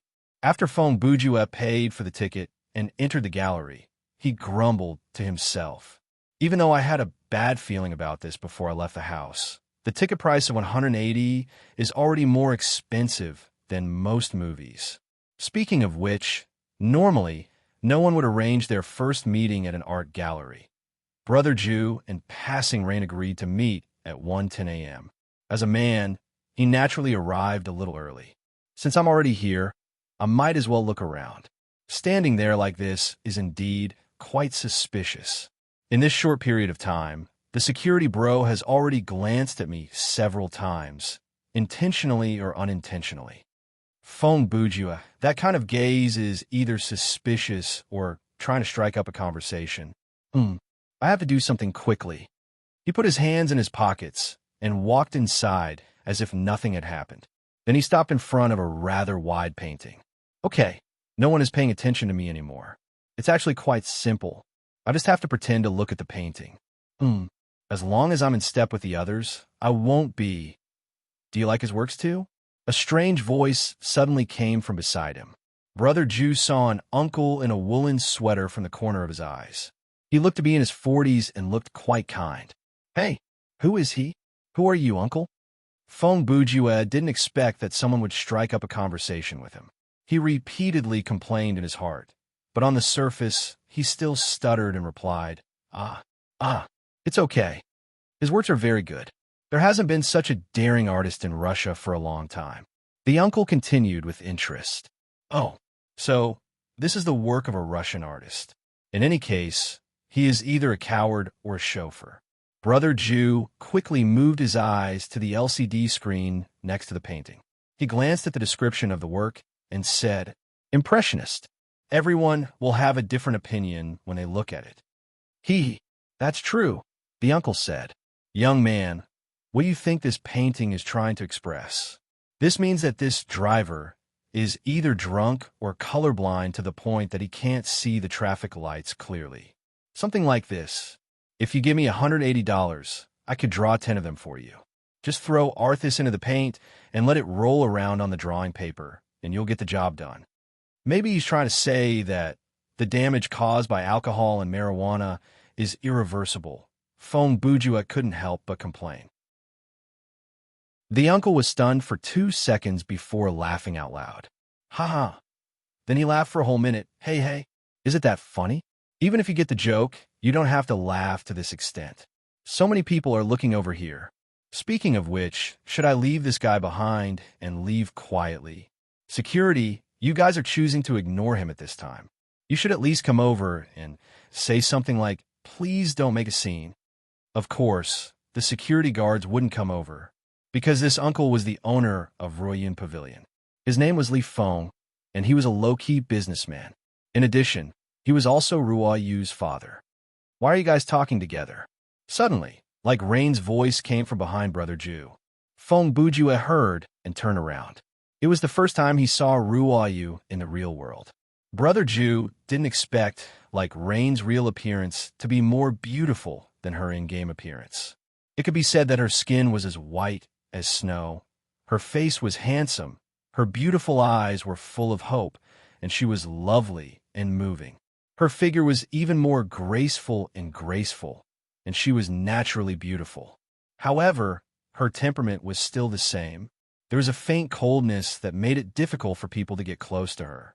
Today, like Rain was wearing a black long-sleeve t-shirt and a pair of light-colored jeans. She was dressed plainly, without any accessories. She didn't have ear piercings, tattoos, and even her nails were cut short. Of course, this was her usual style. It seemed like she didn't care much about meeting Brother Jew. Eh, why did you come out from the gallery? This is my family's gallery, like Rain replied. Huh? Fong Bujue was stunned. So I just had to wait outside for you to come out. Why did I buy a ticket to come in? Dad, what are you laughing at? Like Rain asked her father, who was laughing so hard. Ha! Ha! Uncle Lee took a few deep breaths and recovered. See how you this young man? Ha ha! He wiped his tears. Wait. You guys know each other? That's my line. You're actually her dad. I was wondering why you were wearing a woolen sweater. So you came out from the gallery too? Hello, Uncle. Fong Bujue said. My name is Fong Bujue. I just blurted it out. Why did I have to say uncle? Logically speaking, I should have called him uncle or something. I accidentally fell into the atmosphere of an elementary school student going to play at a classmate's house. Uncle Lee suddenly widened his eyes and stared at Fong Bujue's face. In the next second, he took 3 steps back and looked at Brother Jew from head to toe. Then he turned to his daughter and asked, Is this your boyfriend? Like Rain still looked indifferent and replied calmly, No. She paused, just a friend. Yes, a normal friend. Fong Bujue wanted to say something like that, but before he could finish, he felt a cold and sharp gaze on him, and that made him swallow the rest of the words that he was about to say. Hey, you can say just a friend, but I can't say just a friend. What do you want? Oh. Uncle Lee immediately took out his cell phone, and without waiting for Fong Bujue's consent, he took several full-body and half-body photos of him. Then this middle-aged man, who was close to 50 years old, used his fingers like a gust of wind and lightning to operate his phone at an astonishing speed. Then he dialed a number. Hello, honey, did you get it? After the call was connected, Uncle Lee turned around happily and said into the phone, It's our daughter's friend. Yes, a real boy. Yes. He's quite handsome. Oh, not really, but I finally have a friend. Just how miserable is your life? This is far beyond the level of social handicap. Even if it's me, it's not like I don't have any friends. Okay, we'll talk about it when I get back. Uncle Lee hung up the phone and turned around. His eyes were like torches and his face was solemn. Little Fong, I'll leave my daughter to you. Like Rain shook her head and said, Dad, don't say too much, huh? You're too polite. Fong Bujue replied with a hollow laugh. What's with that smile on your face? Like Rain stared at Brother Jew. Hey, your dad is so silly and cute. I'm helping you, but you keep glaring at me? 10 minutes later, Like Rain pulled Brother Jew to the street. When they got there, she let out a long sigh of relief. I feel like I accidentally got some information that I shouldn't know. You're not going to kill me, are you? Fong Bujue said weakly. It doesn't matter. You have no one to talk to, like Rain said. That's right. Little Bone is your cousin, so she should know. Then, there's an 80% chance that Xiaotan already knows. Fong Bujue speculated. At the same time, behind the green belt across the street, 2 shadowy figures wearing sunglasses and caps were observing the situation here. I don't know why, but I feel a chill down my spine, Xiaotan said. They're not talking about me, are they? Who knows? Sigh. If only I could read lips, Laughing Soul said. I really want to know what they'll say when they're alone. By the way, won't they think we're stalkers? Xiaotan looked around anxiously. What's there to be afraid of? With a super beauty like me by your side, the chance of being misunderstood is 0, Laughing Soul replied. That's right. I could do anything bad with a super beautiful girl like you. Xiaotan complained. By the way, you're already 22, and you still call yourself a beauty. Puff. Before he could finish, he was elbowed in the stomach. Chapter 422. Then, where should we go next? Fong Bujue said. It's rare for the 2 of us to come out, and it's the May Day holiday. If we go to the movies, wouldn't that be a bit? Let's go to your place, Passing Rain interrupted in her usual icy tone. You this? The quick-witted and eloquent Brother Jew could not even form a complete sentence at that moment. You're overthinking it, Passing Rain said. Okay, Fong Bujue said. How did these 2 people understand each other's meaning? Perhaps only they themselves knew. Oh, wait a minute. Fong Bujue, said as he took out his phone and dialed a number. About 10 seconds later, the call was picked up. Xiao Tan's voice came through. "Hello, Brother Jew? What's wrong?" "Oh, it's nothing much. I just wanted to invite you and the girl beside you to come out from behind the green belt and have a seat at my place." 5 minutes later, the four of them were in Xiao Tan's car. Xiao Tan and Laughing Soul sat in the front, while Brother Jew and Passing Rain sat in the back. The two at the back were quite far away from each other. They held their cheeks with one hand and looked out the window. "It must be because you were too careless that we were discovered." Laughing Soul was still grumbling. Xiao Tan replied, "Don't make trouble when I'm driving. Oh, don't forget to put on your seatbelt." By then, they had removed their sunglasses and hats, and their expressions were awkward. "It's not his fault," Feng Bujue said from the back seat. "My anti-stalker ability has been systematically trained. Be it theoretical knowledge or practical experience, it's not something you can compare to. Even the local police—" "Hey, don't say that out loud," Xiao Tan roared to interrupt her. "Ah, never mind, this is not a bad thing. It's rare for the four of us to get together," Laughing Soul said. Laughing Soul said, "Furthermore, it's a national holiday, and there will be people everywhere. Going to the captain's house is not a bad choice." "Yes, that's right. The home of an otaku who lives alone is a place where a movie theater, a board game room, a coffee shop, and a restaurant are all in one," Passing Rain repeated. "This is my—" Once Feng Bujue heard it, he was reminded of the words that he had once written in his novel. He wrote in the short story, "The Next Building Has Eyes," 3 years ago. Passing Rain continued. "You'll believe me if I write it," Feng Bujue said. "Of course, I don't believe what you've written. I'm just guessing how much of what you've written is related to your life in the real world," Passing Rain said. "If we switch genders, I can already call the police, right?" Feng Bujue narrowed his eyes and glanced sideways at Passing Rain. "I'm just guessing. I haven't done any actual investigation," Passing Rain said. "I also didn't expect to run into you at Thriller Paradise." "I guess this is fate," Xiao Tan chimed in from the driver's seat without turning his head around. About half an hour later, the group arrived at Brother Jew's home. They arrived at a place that had a movie theater, a board game room, a coffee shop, and a restaurant. "Ah, it feels like I booked the whole place for 0 RMB. Laughing Soul jumped on a Brother Jew's sofa and stretched lazily. "Yo, Arthas, you look so arrogant today." Xiao Tan found the tabby cat lying in the corner and squatted down before it. Does the captain have a cat?" Laughing Soul jumped up from the sofa and ran over. She knelt down beside Xiao Tan. This cat's gaze is so arrogant. His expression is strangely similar to Master's." Passing Rain also leaned over. Arthas was surrounded by 3 strangers, but he continued to do whatever he wanted as if nothing had happened. It used a standard cat posture to lie on the ground. It scanned the group and then turned its head away to yawn. "You guys sure don't treat yourselves as outsiders." Feng Bujue walked at the back and said as he closed the door. "Captain, do you have any cat toys?" Laughing Soul asked. "I bought some when I picked it up, but I didn't use them once. This thing doesn't scratch or bite. It doesn't react to cat sticks or balls of yarn," Feng Bujue replied. "So, after a few days, I returned all the cat toys. That means it's quite well behaved?" Laughing Soul asked. "Other than the planned planting of *T mines and ignoring me, I suppose you could say so," Feng Bujue said. "Speaking of which, why did I hire a master like this to serve me? Probably because it's lonely." Passing Rain left the cat and walked into the kitchen. "What do you guys want to drink?" "Hey, that's a question the owner should ask," Feng Bujue shouted. "Hot water. Anything," Laughing Soul and Xiao Tan answered separately. "Why is it hot?" Puffed.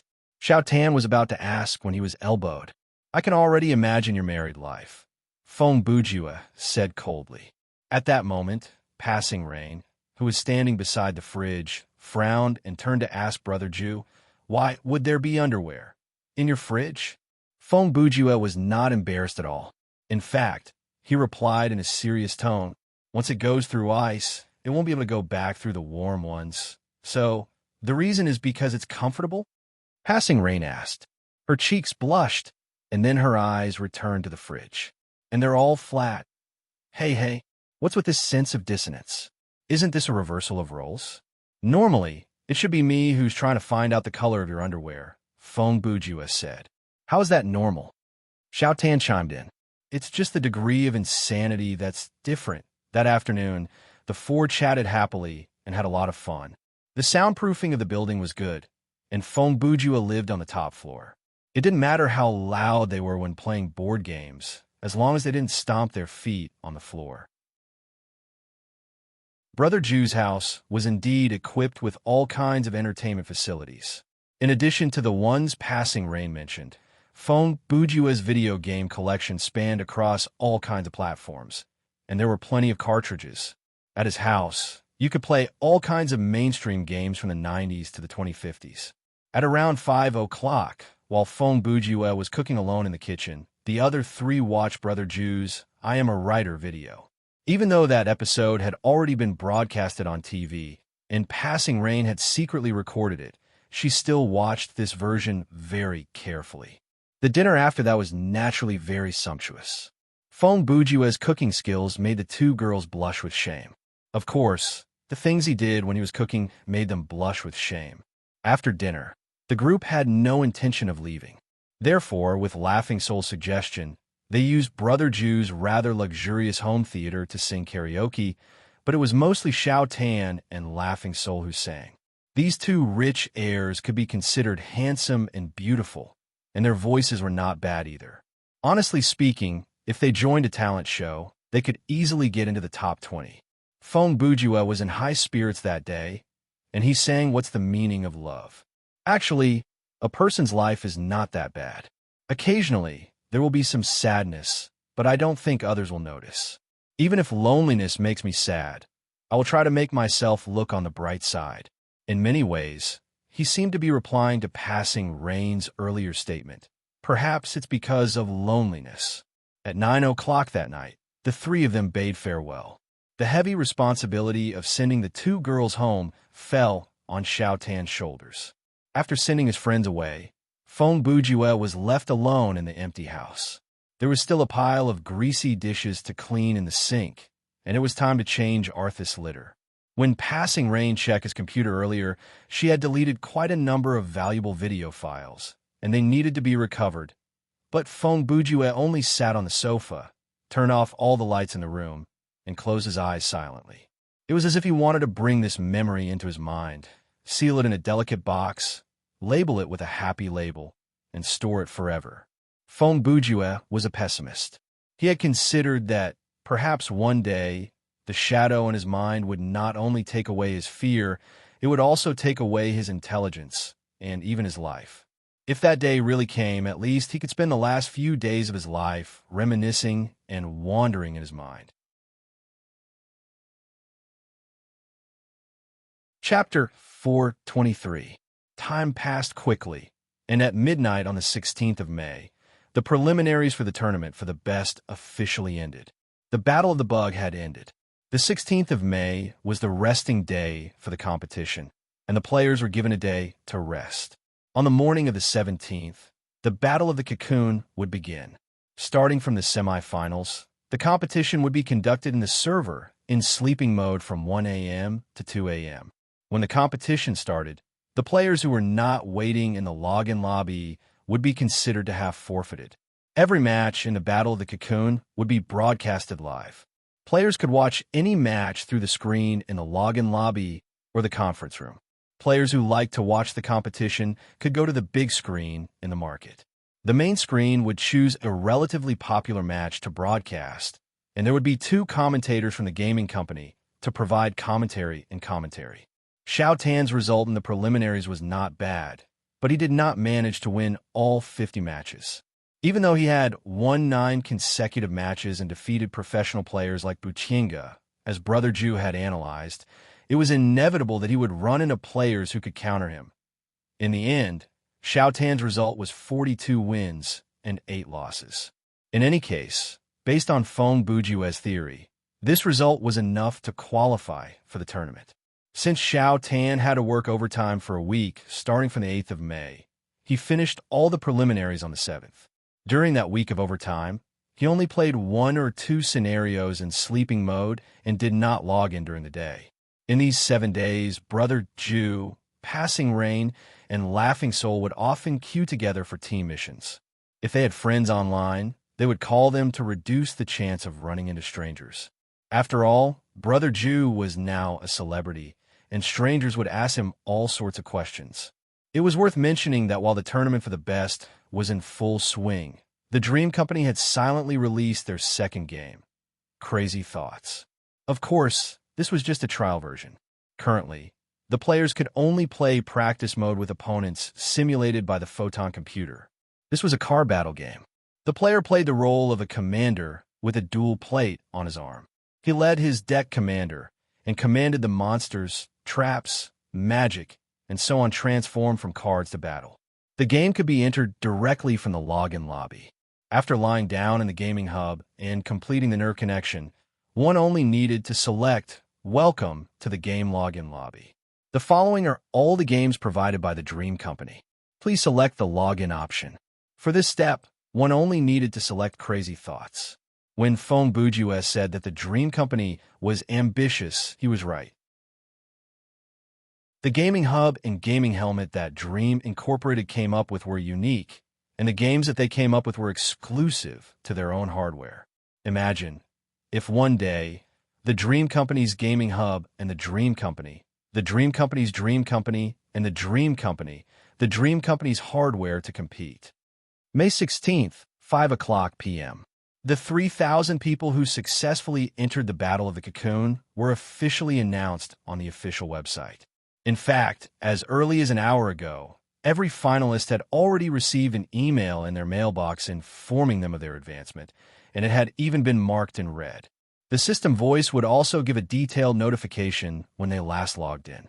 In short, after the news was announced, some were happy and some were sad. The forum, which had been gradually stabilizing, was once again filled with posts. Posts like I didn't advance after 35 victories. First, I won 10 consecutive victories. Then I lost 4 consecutive battles. And are you rich people gonna let me live? Such posts. Some were showing off, some were indignant, and some were looking for excuses. Anyway, everyone who participated in the Battle of the Bugs but failed to advance seemed to have a deep grudge. It was as if they were not treated unfairly, occasionally performed poorly, and had bad luck.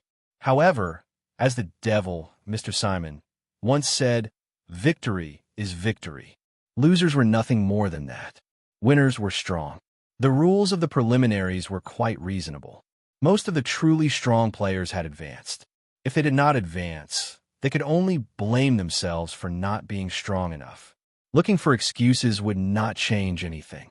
At 8 p.m. that night, the rules of the Battle of the Cocoon were listed out in detail. The Battle of the Cocoon was split into 5 rounds. There were also 2 additional rounds. May 17th, 1 a.m., the first round of the Battle of the Cocoon began. 3,000 players would be randomly matched to determine the winner and loser groups, with each group consisting of 1,500 players. In the loser group, the 1,380 players with the worst results in the preliminaries would be eliminated directly. The remaining 120 players would enter the additional rounds. May 18th, 1 a.m., the first round of the additional rounds. The 120 players with the best results in the preliminaries in the loser group and the 120 players with the worst results in the winners group would be randomly matched. The loser would be eliminated directly. May 19th, 1 a.m., the second round of the additional rounds. The remaining 120 players from the first round of the additional rounds would fight again. The 60 players who survived the 2 additional rounds could join the winners group. May 20th, 1 a.m., the second round of the Battle of the Cocoon. There were 1,380 players in the winners group, plus the 60 players who had made it through the playoffs, totaling up to 1,440 players. They were randomly matched against each other. The loser would be eliminated directly. May 21st, 1 a.m., the third round of the Battle of the Cocoon. From 720 to 360. May 22nd, 1 a.m., the fourth round of the Battle of the Cocoon. From 360 to 180. May 23rd, 1 a.m., the fifth round of the Battle of the Cocoon, from 180 to 90. At this point, the Battle of the Cocoon phase was over. The remaining 90 players would be combined with the 10 VIP players to form the top 100 and enter the Battle of the Butterfly. Basically, at this stage of the semifinals, to improve further, one could not afford to lose even one round. These 3,000 people were the best players that had survived the elimination process. They understood that every round was crucial. If you made a mistake, you would have to pay for it yourself. Of course, the competition system left some leeway for the players. Considering the possibility that the top players would meet early in the first round, there were 2 additional rounds. This gave them a chance to make a comeback. At the same time, the additional rounds could test the weaker players in the winner group. Other than that, the concept of result was the most controversial topic. Currently, there was a discussion on the forum. Some players advanced after winning 37 rounds, but there were others who won 37 rounds but did not advance. On this point, the Dream Company provided convincing data. The system would give a comprehensive evaluation based on the total life points, stamina points, battle time, and skill points that each player exhausted in the preliminary round. This evaluation would be used to decide the name list for the additional rounds.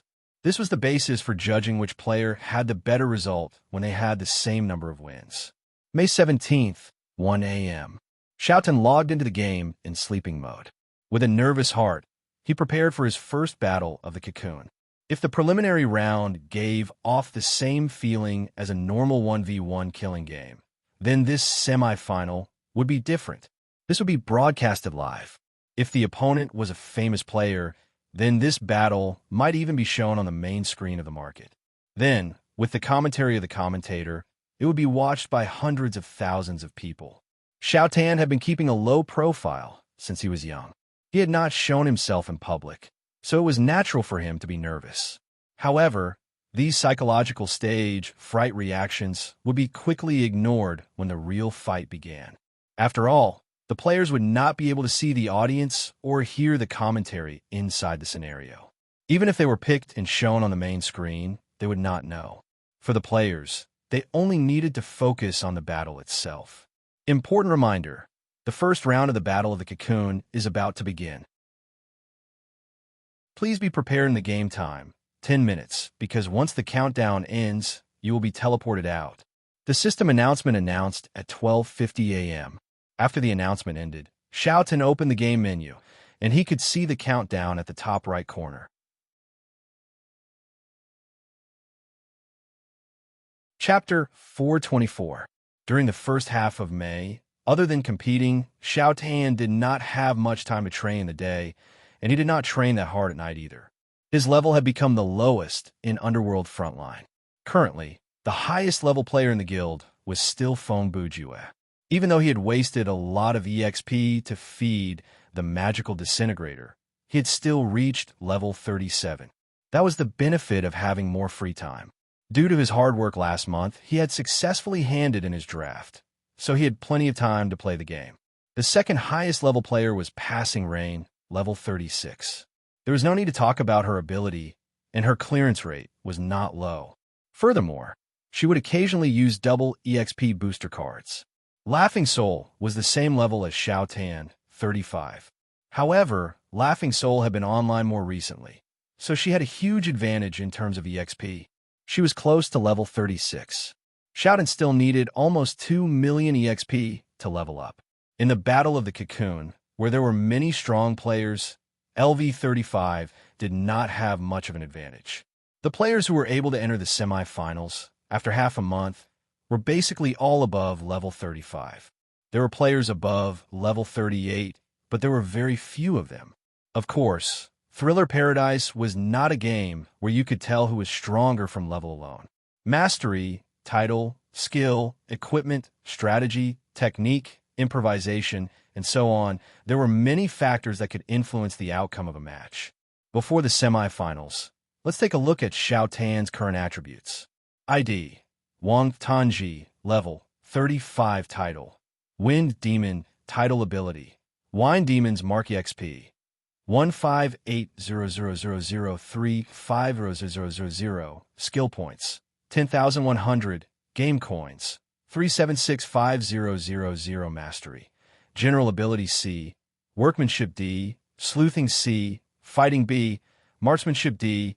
Medic E. Sorcery E. Summoning in A inventory. 10/20 miner's hat. Winchester shotgun. Rock crystal. Survival potion. Large X5. Survival potion. Medium X5. Hemostatic bandage X5. Poison antidote X5. Antifreeze X5. Burr medicine X5. Mantra of heaven and earth inversion equipment. Charged tri-edge army knife. Cat's rage. Withered armor. Deerskin boots. Wolfmane greaves. Sleeve blade. Sleeve dart. Storage room. 2 tenths double EXP card. 24 hours. Asterisk 30. Double game coin card. 24 hours. Asterisk 30. Skills. 5/12 devil bat. Ghost. Shadow rootless guest. Worries wind stops. Dust reverse. Spinning. /shadow soul chase. This was the configuration of the rich. Regardless of whether it was necessary or not, the most important thing was to upgrade the inventory to 20 slots. There were consumables in the bag that could remove various statuses. They were all from a store and could be bought when they ran out. What needed to be mentioned here were the double EXP card and double game currency card. These were special items that could be stacked infinitely when stored. Even if you buy 3,000 pieces, as long as they are of the same type, they could be stacked in one item. In addition, everyone must have seen that in Xiao Tan's inventory, there was something very eye-catching. Heaven and Earth inversion magic. This thing was not an ordinary skill card. It looked like a martial arts secret book. The learning requirement was very strict.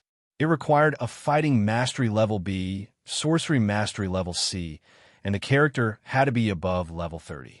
It had been almost a month since he obtained this skill that could not be traded from the Chonglin sword duel scenario. Since he had plenty of inventory, Xiao Tan carried it with him and did not place it in the storage room. In the recent 50 Battle of the Bug, Xiao Tan had raised his fighting mastery to level B, but his sorcery mastery had not improved at all. However, this was to be expected. He did not even have a sorcery skill, so naturally, he could not level it up. His current level E mastery had been slowly accumulated through the experience of running into ghosts in the supernatural scenarios. Feng Bujue had once given Xiao Tan the idea of leveling up his sorcery mastery, but unfortunately, sorcery skills were as rare as summoning skills. The ones that could be found at the auction house were too expensive and useless. Among the sorcery skills in the thriller box, from the price, specialty, and level, it was hard to pick one that was suitable for Xiao Tan. After all, skill points could not be bought with money, and it was not worth it to purposely pick one. Furthermore, Xiao Tan could not be like Brother Ju, who would stay in the thriller box and look at the equipment for hours, memorizing and filtering them, and when he was done, he would turn back to pick the most suitable one. In conclusion, due to Xiao Tan's lack of sorcery mastery, the seemingly powerful skill, Heaven and Earth inversion magic, became a decoration that was placed on the shelf. It was like a female protagonist in a harem manga. It was something that was delivered to her mouth, but she could not eat it. She could not give it away, but she could not bear to throw it away. The feeling in his heart was beyond words. Of course, Xiao Tan could pretend that he had never obtained this skill. After all, he could be considered quite a capable player. He did not have that many skills, and none of his equipment was perfect, but he was still able to fight his way into the semifinals. That was a testament to his talent in combat. The first round of the Battle of the Cocoon is about to begin. Your data will be loaded in 30 seconds. Please do not leave the login lobby. 10 seconds countdown before loading. 9, 8, 7, 2, 1. As the countdown ended, the elevator that Xiao Tan was in started to move. The cocoon that sleeps 3 times in the dark forest, the softness that wraps around the finger has been tempered 100 times. The opening that he had not heard before appeared in his ears. Download complete. You are currently playing Tournament for the Best Battle of the Cocoon. This mode does not have a scenario introduction, hidden side quest, or unique worldview. Reward for winning the scenario. Entry into the winner's group. Main quest triggered. Kill your opponent. Quang. Woo. Once the system announcement stopped, the elevator made 2 strange noises, and then there was a strange shaking. Xiaotan staggered 2 steps before he steadied himself. His footwork was agile, and his footsteps were soundless. He twisted and turned with ease. Even if he was standing on a boat in the middle of a stormy sea, he would not fall. The elevator shook twice, but he would not panic. The door of the elevator opened. A gust of cold wind slammed into the room like a bone-chilling knife. Outside the elevator, it was a world of white frost. Xiaotan quickly raised his hands to grab the hood behind his neck. The assassin's jacket had a hood behind it. He pulled it over his head and looked outside. The environment of this scenario was on top of a snowy mountain. The mountain rose and fell, and the atmosphere was majestic. Between the snow and ice, the wind howled. The invisible gust of wind was like a wild beast that had lost control. It was venting its excess energy at this dangerous location that was more than 2,000 meters above sea level. Xiaotan poked his head out to take a look, and, as he expected, the elevator that he was in was floating in midair. Without hesitation, he reached out to grab the edge of the elevator. With a flip, he jumped to the top of the elevator and squatted down to look around. A curious scene appeared before his eyes. In the middle of the snowy mountain, there was a black steel cable that was as thick as a bowl. There were 2 elevators hanging from the cable. One was the one that Xiaotan was standing on, and the other was hanging about 50 meters away from him. The 2 elevators were like 2 bells hanging on a rope, swinging in the wind under the cover of the wind and snow. It was impossible to see where the 2 ends of the cable led to. One thing was for sure, this place was very far from the ground. If he fell, whether it was on the snow or on the ice, he would definitely die. Are we supposed to fight on this cable? Xiaotan thought to himself. This is too much. Right then, from the opposite elevator, another person came out. His reaction was similar to Xiaotan's. He also jumped to the top of the elevator. However, he came out about 10 seconds later than Xiaotan. He was probably struggling internally, afraid that he would be shot the moment he came out. Xiaotan was not worried about that. When he realized that the elevator was suspended in midair, he knew that his opponent was not a marksmanship expert. The reason was simple. If one of the 2 players knew how to fly, glide, or have a powerful long-range attack, the system would not have generated such a map. At that moment, the 2 players looked at each other from the top of their respective elevators, and they had the same thought. The guy opposite me is also a close combat player.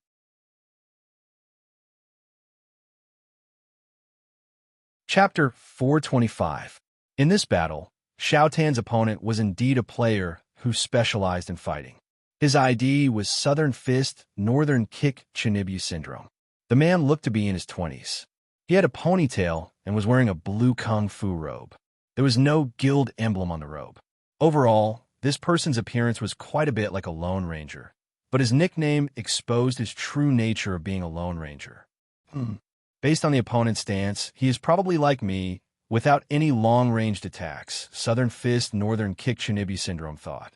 He was still coming up with a plan when Xiaotan spoke first. Hey, Chinibyu Syndrome, can you hear me? What are you doing?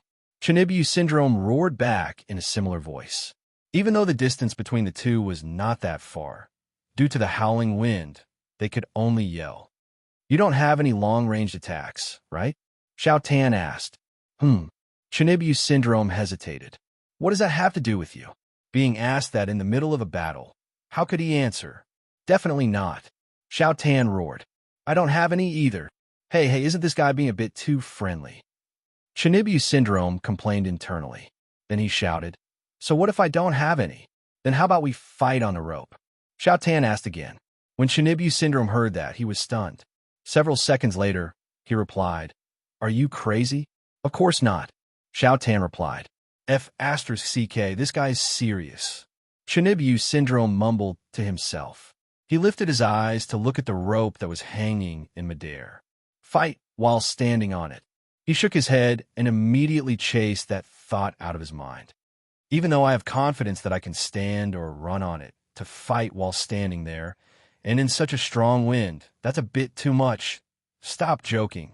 Who would fall for that? If you're so good, why don't you go up there? Chinibyu Syndrome roared. Okay, I'll go up first. Xiaotan actually responded. Then, he leaped lightly and stood on the steel cable. Although his position was still above the elevator, his feet were indeed on the steel cable, and he was standing quite firmly. I get it now. This guy is an idiot. Sophomore syndrome came to that conclusion in his heart. He continued to yell, "Since you're already up there, why don't you come over? Let's fight on top of my elevator." Xiao Tan replied without hesitation, "You want to attack me while I'm running, right?" You saw through it instantly. Sophomore syndrome's expression betrayed him. He shouted angrily, "F***CK? You know it too. In this case, it's obviously more advantageous to stay on the elevator and defend. Isn't it too embarrassing for both of them to stay where they are and not make any progress?" Xiao Tan said, "Besides, this will be judged as AFGs." "Okay," Sophomore Syndrome said, "then come over here. I promise I won't shoot you." "But you don't have a gun with you," Xiao Tan replied. "By the way, the hand that you're hiding behind your back is already holding some kind of hidden weapon, right? You promise you won't shoot me, and then you'll throw the hidden weapon at me, right?" Damn it. Sophomore Syndrome was exposed again. "Stop wasting my time. If you have the balls, come over here. I will not trust you anymore." Xiao Tan said, "You should come over here." "Humph." Sophomore Syndrome scoffed. "To put it bluntly, you don't have the guts, right? If you do, come over here." Xiao Tan refused to back down. At the same time, inside Feng Bujua's conference room, the three from Underworld Frontline were naturally watching the live stream of this match. At that moment, Laughing Soul was using her head to knock against the table again and again. Passing Rain looked at the screen expressionlessly, and Brother Ju held his chin with one hand and commented with a helpless gaze, "Two idiots." Even though there might not be that many viewers watching Xiao Tan's match, the players who fought against them in the preliminaries might be watching, Passing Rain said. It is indeed a bit embarrassing, but it doesn't matter. After all, you can see similar scenes on TV every summer, Feng Bujua said. "What do you mean by that?" Passing Rain asked. Feng Bujua did not say anything. He jumped onto the table and pointed at the empty table. "Do you dare come up here?" Then he jumped down again and stood at the spot that he had pointed at, facing the table. "Do you dare come down here?" Passing Rain smiled knowingly. "Quicksand River?" Cousin, Laughing Soul, still had her head lowered like she was too ashamed to face anyone. "Your sense of humor is being dragged down by the guild leader. If this continues, it will be very dangerous." After Sophomore Syndrome and Xiao Tan yelled at each other for a while, since both of their throats were hoarse, they did not continue. At that moment, Sophomore Syndrome noticed a change on the other side. Xiao had climbed back into the elevator and started to shake the elevator violently. The elevator was like a swing, and it swung back and forth parallel to the steel cable. Is he trying to use this method to shorten the distance between the two elevators? Sophomore Syndrome thought. Regardless of whether this method is effective or not, at least he is trying his best. If I continue to wait like this, I'll soon be judged by the system as AFKing. After shaking the elevator about 30 times, Xiao Tan jumped onto the roof of the elevator and looked at Sophomore Syndrome.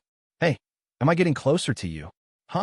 Sophomore Syndrome was startled and thought to himself, "If I tell him the truth and tell him that the distance is not shortened, then he will give up on this move, but if I lie to him that the distance is shortened, he will continue to waste his stamina points. As the saying goes, all is fair in war."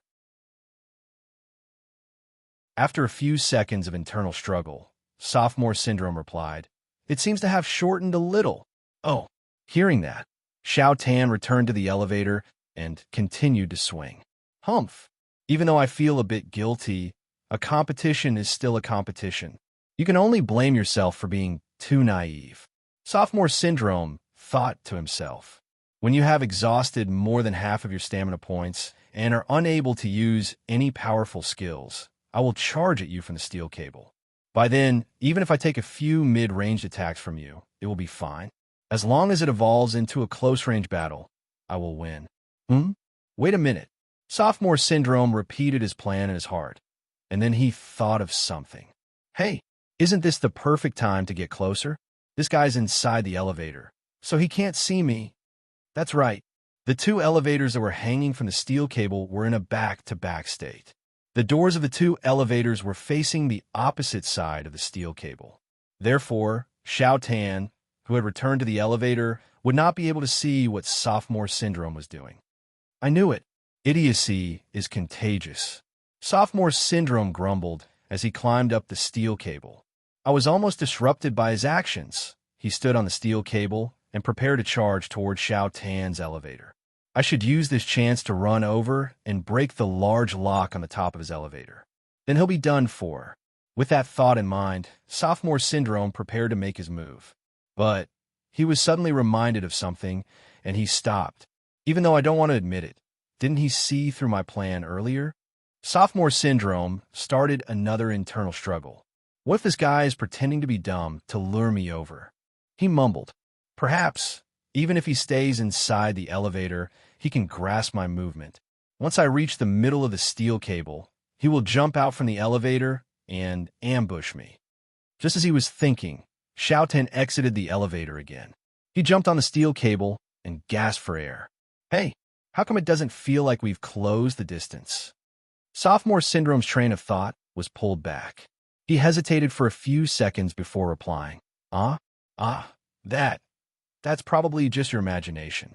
I've been watching, and I've indeed closed the distance by several meters. Okay, Xiao Tan answered and returned to the elevator that was still moving. The elevator continued to shake. Looks like I've been overthinking things. Sophomore syndrome revealed a wicked smile that was unique to sophomore syndrome. He thought to himself, Humph, my cautiousness is a double-edged sword. Thankfully, this guy is so gullible. The chance is still right before my eyes. Finally, after giving it some thought, sophomore syndrome started to move down the steel cable. A distance of 50 meters, a steel cable that was less than 20 centimeters wide.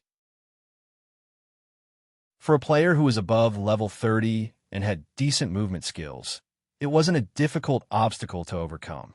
If there was no accident, he would only need 6 to 7 seconds to cross it. Even with the interference of the wind, sophomore syndrome did not waste any time. He successfully reached the steel cable above Xiao Tan's elevator. Bye-bye. Sophomore syndrome activated his skill and slashed down with both palms. Name, Green Dragon Claw skill card property. Active permanent skill type. Fighting effect. Deliver a punch that can split metal and stone with both palms. Cooldown time of 20 minutes. Consumption. 600 stamina points learning requirement. Fighting Embark. This skill evolved from the first style of Tian Gang Fist. The best way to unleash this skill is to raise both palms before your chest, turn your palms down, straighten your legs, and punch out with both palms.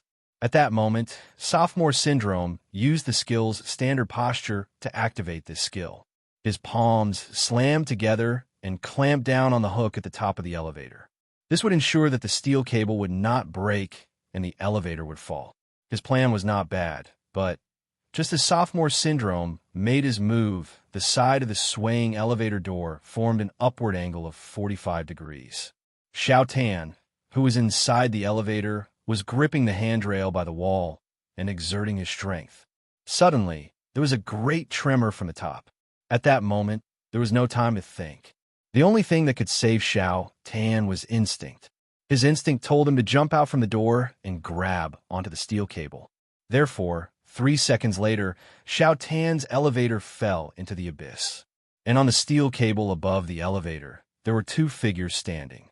The distance between the two was less than 5 meters, but the melee weapons they had were temporarily unable to reach each other. At this strange distance, the two started their confrontation. In the end, it still ended up like this. Sophomore syndrome thought to himself, Humph. Oh well. After all, we're both fighting players, and we're both standing on the swaying steel cable. The conditions are the same. That's not right. If we're talking about conditions, isn't there an elevator behind me? And I'm closer to the elevator. There's only a thin line of space for me to move around. If I turn around now and rush back to the top of the elevator, won't he become a living target? Then I'll toss the flying locust rock or thunderbolt grenade at him. But in the few seconds that sophomore syndrome was considering, Xiao Tan made his move again. Oh! Xiaotan suddenly roared and charged forward. What? Is he coming at me directly? Sophomore syndrome was not someone who would just sit there and wait for death. Even if the opponent wanted to face him head-on, he was not afraid. But to his surprise, Xiaotan's shadow split into two, and then two merged into one, and he instantly appeared behind Sophomore Syndrome. Shadow of the Demonic Bat helped Xiaotan pass through his opponent's blockade and rushed toward the remaining elevator. What? Sophomore Syndrome's reaction was not slow. The moment Xiaotan's shadow split, he had already turned around.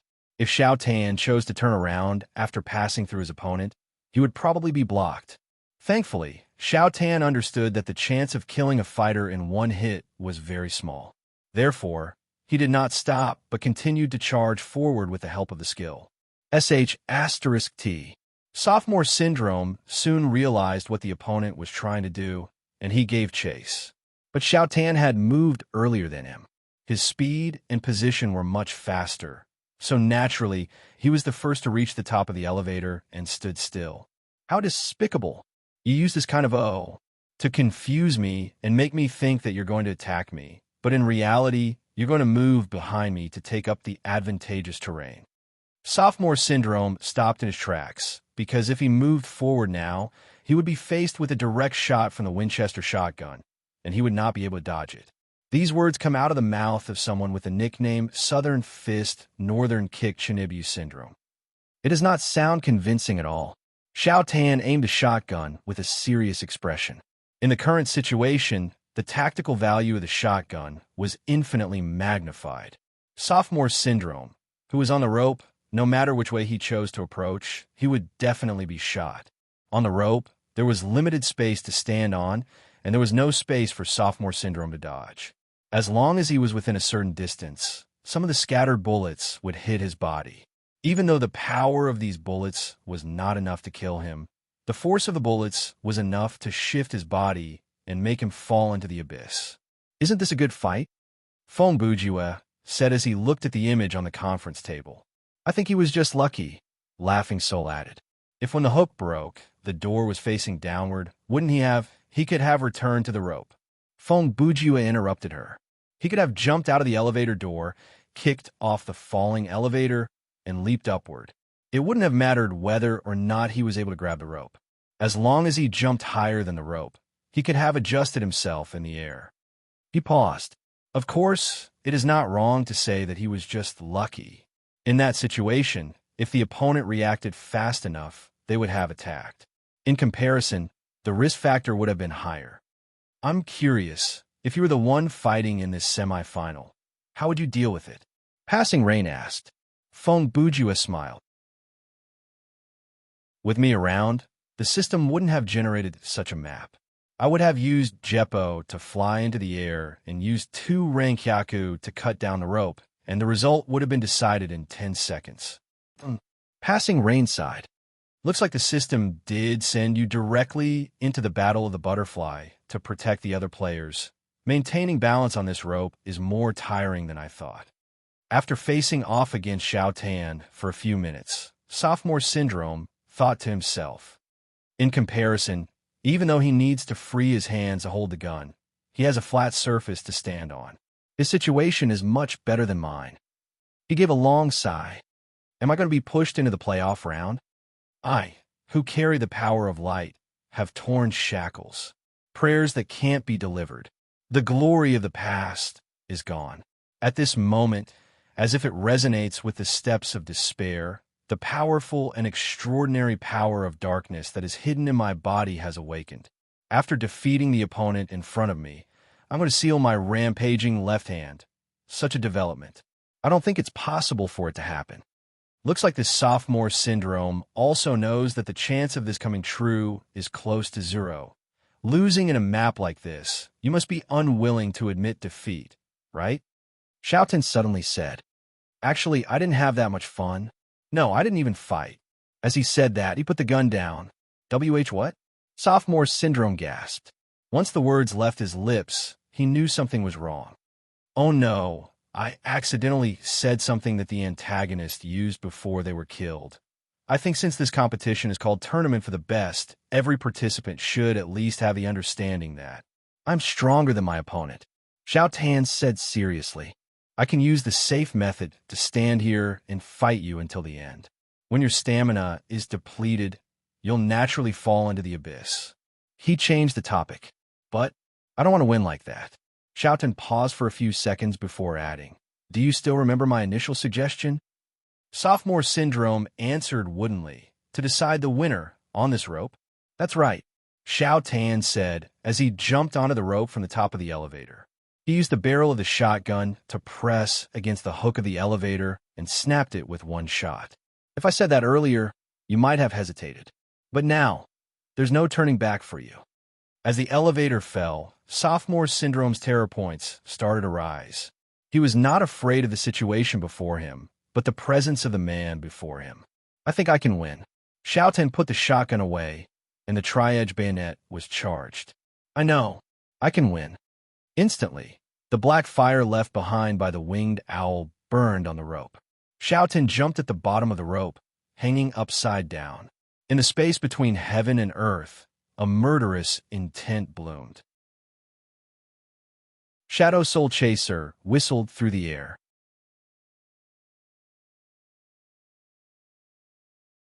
Chapter 426. I didn't expect you to be so good when you're serious. Laughing Soul gave Xiao Tan a compliment. Especially that last part where you sacrifice your advantage to make the final move. It made someone's heart race. Feng Bujua smirked and pointed at Laughing Soul. Acting cool is more important than winning. That's the truth. Guild leader, don't make up stories that don't exist. It's easy to cause misunderstandings. Laughing Soul narrowed her eyes and gave her brother, Ju, a side glance. I saw it too. Passing rain betrayed her cousin without hesitation. Cousin. Laughing Soul's cheeks instantly blushed, and she complained in a complaining tone. Xiao Tan only smiled awkwardly and did not say anything. He was a kind person and usually wouldn't do things that would take a mile when given an inch. Feng Bujua knew when to stop, so he changed the topic. Then, since you've entered the winner's group, if there are no accidents, you won't have any matches for the next 2 days. Furthermore, your continuous overtime has ended. You should be able to level up during your rest day, right? I hope so too, Xiao Tan said. But that victory earlier does not guarantee that I'll advance to the second round. What if my result is the last 120 in the winner's group? Won't I still have to fight in the playoff round? Have some confidence in yourself. You have 42 wins, Laughing Soul encouraged. There are 1,500 people in the winner's group, and only 8% of them need to fight in the playoff round. You always think too highly of others. Actually, most of them only advance after fighting 50 matches, and those who win more than 45 matches can be counted on one hand. Therefore, your result is obviously higher than the average. Is that so? Xiao Tan scratched his head. Of course, Feng Bujua added. Based on her tone, she must have done her research. She must have read a lot of posts on the forum and come up with an analysis based on the name list. He paused for a moment. According to this detective's intuition and experience, for you to be so concerned about someone, you must be up to no good. Aren't you an artist? A literary giant? Laughing Soul interrupted him with annoyance. You've changed your profession again.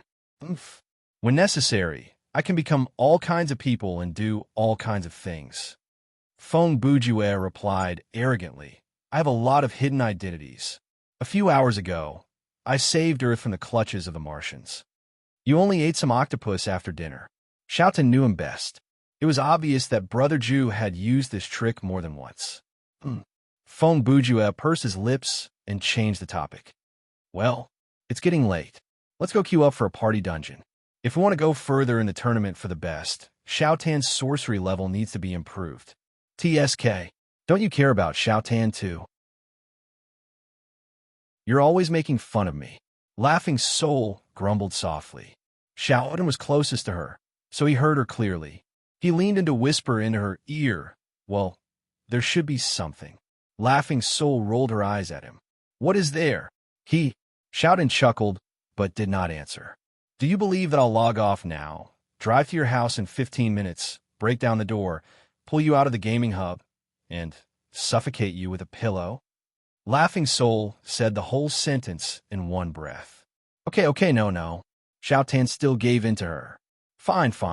I'm afraid of you. At the same time, in the game market on the main screen, the two casters had just finished a battle, Enigma of the Heavens versus Vishnu. This was a battle between the 6th and 7th place on the combat stat ranking.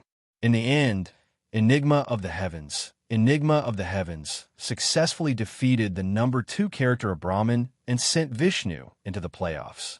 While the audience was still discussing this battle, the live stream of another match was switched to the main screen. Ladies and gentlemen, welcome back, Commentator A said. I am Commentator Pan Fong. Commentator B added, I am Commentator Washiong. Pan Fong said, that battle earlier was truly heart-wrenching. It left me wishing for more. Washiong said, however, tonight's live stream is not over yet. Currently, there are still many matches between players that have not been decided. Now, please gather your emotions and join us in another ongoing battle. The two game managers did not show up on screen, so the players could only hear their voices. By then, the scene on the main screen had switched to the scenario map. The images of the competition were naturally shot by the system. The camera was usually shot from a high vantage point. The camera would zoom in and out from time to time, and it would even shake. The lighting effects were also used to simulate the real scene. Strong light, darkness, dust, water splashes, and so on would all affect the broadcast images. In terms of sound, it was a 360-degree surround sound. There would not be the sound of a microphone. If the two parties conversed, as long as they were loud and clear, it would be broadcasted. Of course, whispers would not be recorded. In the first round, only Enigma of the Heavens and Vishnu have encountered each other in the combat stat ranking. Looks like these two are not that lucky, Washiong said. Washiong continued from where he left off.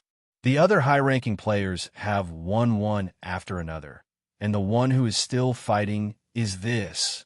Zendream. Panfeng added, I believe most of the players are familiar with Meng Jingchan. He is one of the top 4 players in Regulation's Drunken Dream, a superstar player among the professional players. He paused. However, I believe most of you are not familiar with his opponent. Let me give you a brief introduction. This contestant Long Aomin belongs to the Guild Blades. His level is the same as Meng Jingchan, level 37, and his title is Berserk Shield. Washiong continued, like everyone else, we have just seen the live stream. From the current situation, it looks like Meng Jingchan has the upper hand and is suppressing Long Aomin. His tone changed slightly. Looks like this match is coming to an end. It is indeed the side with a higher combat rating. Pan Feng suddenly interrupted his partner. Wait, everyone, please take a look. Contestant Long Aomin's body is suddenly surrounded by golden energy. He has started his counterattack. Is he going to give up on defense and fight to the death? Washiong added, contestant Meng Jingchan has also used a powerful skill to suppress Long Aomin.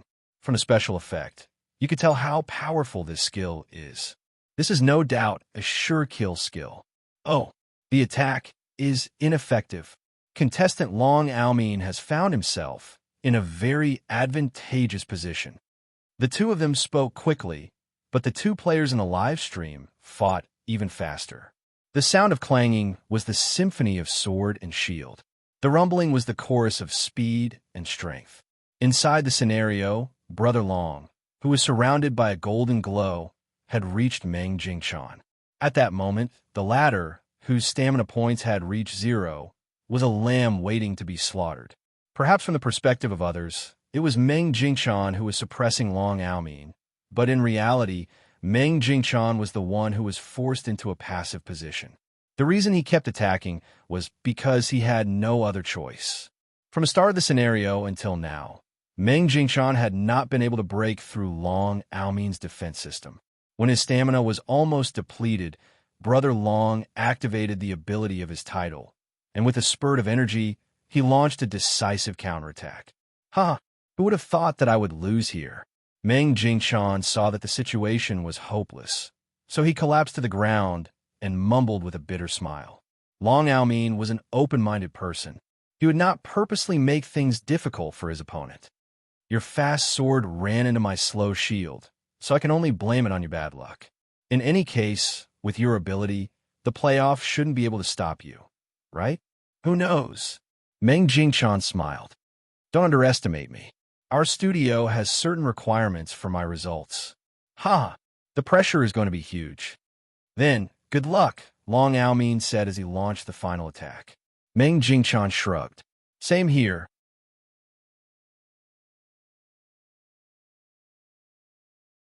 Chapter 427. At 2 a.m. on the 17th of May, the result of the first round of the Battle of the Cocoon and the list of participants for the additional rounds were announced. Since they were in sleeping mode, there was a whole 10 hours between 1 a.m. and 2 a.m. for a 1v1. Even the longest battle would be over by now. The remaining time before 2 a.m. was the time for the system to calculate and the workers to organize the relevant information. After Xiao Tan finished a scenario and returned to the login lobby, he received the system announcement that he had leveled up. Looks like Laughing Soul's analysis was reliable. Even in the winners group, 42 wins should not be the lowest. For the next 2 days, Xiao Tan, who had more free time, focused on the sorcery mastery with Laughing Soul's accompaniment. He finally bought a sorcery mastery skill from the thriller box that was not bad and could be used by him. Name: Draw a cross to curse you. Skill card attribute. Active, permanent skill type. Sorcery effect. Curse a target, and the next attack from you will deal an additional 10% damage to the target. Can only be cast on non-friendly targets within your sight within 50 meters. The target will feel that they have been cursed. Can be used multiple times on the same target, but the effect will not stack. Consumption: 2 sorcery energy points. Cooldown time is 5 minutes, and the duration is unlimited until the skill is activated. Learning requirement: Sorcery Mastery F Remark. The basic sorcery mastery from the 7 chapters of Ghost Valley. This skill was created by the 250th generation of Ghost Valley. Whenever he ran into someone he did not like, he would use this skill to exert psychological pressure on them, creating the illusion that they were haunted by ghosts. Then he would lure them to his paranormal detective firm for a consultation, and in the end, he would achieve the double goal of blackmailing them. This skill was very helpful in increasing the sorcery mastery. A level 35 player had 350 sorcery energy points, so the consumption of 2 sorcery energy points was negligible. Xiao Tan's sorcery mastery was E rank, so his sorcery mastery had a success rate of 40%. Even if he only succeeded once out of 3 times, on average, he would only need 6 points of sorcery to cast the skill. The skill would not go into cooldown if it was not successfully released. Therefore, what Xiao Tan needed to do was to spend 2 to 6 spiritual energy points to use this skill once every 5 minutes. In this way, he would only use up 72 points per hour, and it would take him 5 hours to run out of spiritual energy. During this time, the skill would have been used more than 50 times. The actual situation tested in the scenario was obviously much more optimistic than the above account. Basically, as long as Xiao Tan entered a long scenario for the first 8 hours, he could guarantee that he would refresh every 5 minutes. Furthermore, this skill did not have a specific target. As long as it was a non-ally target, it would work. In other words, the crows on the trees, the tortoises by the river, anything would work. Therefore, for the past 2 days, the players who ran into Xiao Tan and Laughing Soul in the scenario would often see this scene. The player called Wang Tanji in the team would turn his gaze to a nearby living thing every 5 minutes. This living thing could be an ant, a monster, or a passing NPC. After locking onto the target, Brother Wang would silently draw a cross in his palm and mumble, "Curse you." With this kind of targeted strategy, on the afternoon of the 18th of May, Xiao Tan raised his sorcery mastery to level D, but that was where it stopped. Even when the second round of Battle of the Cocoon started, he still had not reached level C. On the night of the 19th of May, Xiao Tan's level had successfully reached level 36, and he had obtained a new fighting skill through the scenario. Name: Binding Teeth Skill Property. Active skill: Disappears after 2 uses. Skill type. Fighting effect. Use your palm to create a giant tusk to bind the target to the surface closest to you. Cooldown, 30 seconds. The target must have a physical body. Consumption. 300 stamina points. Learning requirement. Fighting C. Skill card cannot be traded after it is picked up. Remarks. This is a move derived from the ordinary Beast Spirit summoning spell. The inventor is Roy Secker of the Half-Bear tribe. No matter how one looked at it, Secker was a magic genius. Not only was he familiar with the druid spells of his tribe, he was also quite knowledgeable in the field of necromancy. He is the one and only person who has mastered the 2 energies of nature and death at the same time. For the past 2 days, Brother Ju purposely had Xiao Tan and Laughing Soul Q together because their levels were close to each other, and their power was similar as well. It was best for them to team up to level up. If he joined them, the situation inside the scenario would be unpredictable. From the result, it looked like his plan was quite effective. Finally, at 1 a.m. on the 20th of May, the second round of Battle of the Cocoon began. The second round of Battle of the Cocoon is about to begin. Your data will be loaded in 30 seconds. Please do not leave the login lobby. 10 seconds countdown before loading. 9, 8, 7, 2, 1. Different from last time, this time, Xiao Tan was directly transported out. The cocoon that sleeps 3 times deep in the forest, the softness that wraps around the finger has been tempered 100 times. When the opening began, a blinding white light blocked Xiao Tan's sight, forcing him to close his eyes. Download complete. You are currently playing Tournament for the Best, Battle of the Cocoon. This mode does not have a scenario introduction, hidden side quest, or special worldview. Reward for winning the scenario. Advance to the top 720. Main quest triggered. Kill your opponent. A series of voice and window prompts quickly appeared and disappeared. Xiao Tan regained the ability to move. He opened his eyes and realized that the light around him was rather dim, but there were still some sources of light. At that moment, he was inside a tunnel. On the wall to his left, there was a dim light bulb installed every 10 meters. The light bulb was about 3 meters above the ground, and it extended into the distance. With the help of these lights, he could see the situation inside the tunnel. Xiao Tan observed for a while. His initial speculation was that this should be a tunnel for a train to pass through. First, there were tracks under his feet, and second, the tracks did not appear to be electrified. Furthermore, the tracks were surrounded by pebbles. Furthermore, the tunnel was arched. Its height and width could only allow 1 train to pass through, and there was only 1 train track. Then, the problem was, what should he do if the train came? According to the game's usual malicious style, since the map was arranged in a tunnel, the train, which was full of dramatic effects and would catch the players off guard, would definitely come. I should see who my opponent is first. Xiao Tan looked around, but he did not see his opponent. Therefore, he walked to the side with the light bulb. He leaned against the wall and slowly moved forward. He opened the game menu. Brother Long? Xiao Tan glanced at the menu and saw that the ID was Long Aomin. Long Aomin was the first friend that Brother Ju and Xiao Tan had made after entering Thriller Paradise. They were close friends, so they would often go to the same scenario. Just 5 days ago, Xiao Tan had gone to the same scenario as Brother Long. At the time, Long Aomin had joked that perhaps they would meet in the semifinals, but that joke had come true. This is not good, Xiao Tan thought. He was familiar with Long Aomin's skills, title, and fighting style. Of course, that was the kind of familiarity that he had as a teammate. It was a different matter when it came to fighting. Other than that, the news of Long Aomin defeating Meng Jingchan 2 days ago had caused quite a stir. Even though Meng Jingchan had returned to the winners group through the playoffs, Brother Long had still made a name for himself. Facing such a familiar yet unfamiliar opponent, Xiao Tan was under great pressure. This was because he knew his opponent's ability, and that was why he did not know where to start. He understood why Meng Jingchan had lost. They were both melee players who were known for their agility, and dexterity, but Xiao Tan could not figure out how to break through Long Aomin's defense. Brother Long should be an opponent on the same level as 7 kills. Looks like I'll have to take this risk. Xiaotan was still coming up with a plan. But at the end of the tunnel, a familiar shout came from a distance. Long Aoming did not hesitate and yelled, "I'm here. Come on."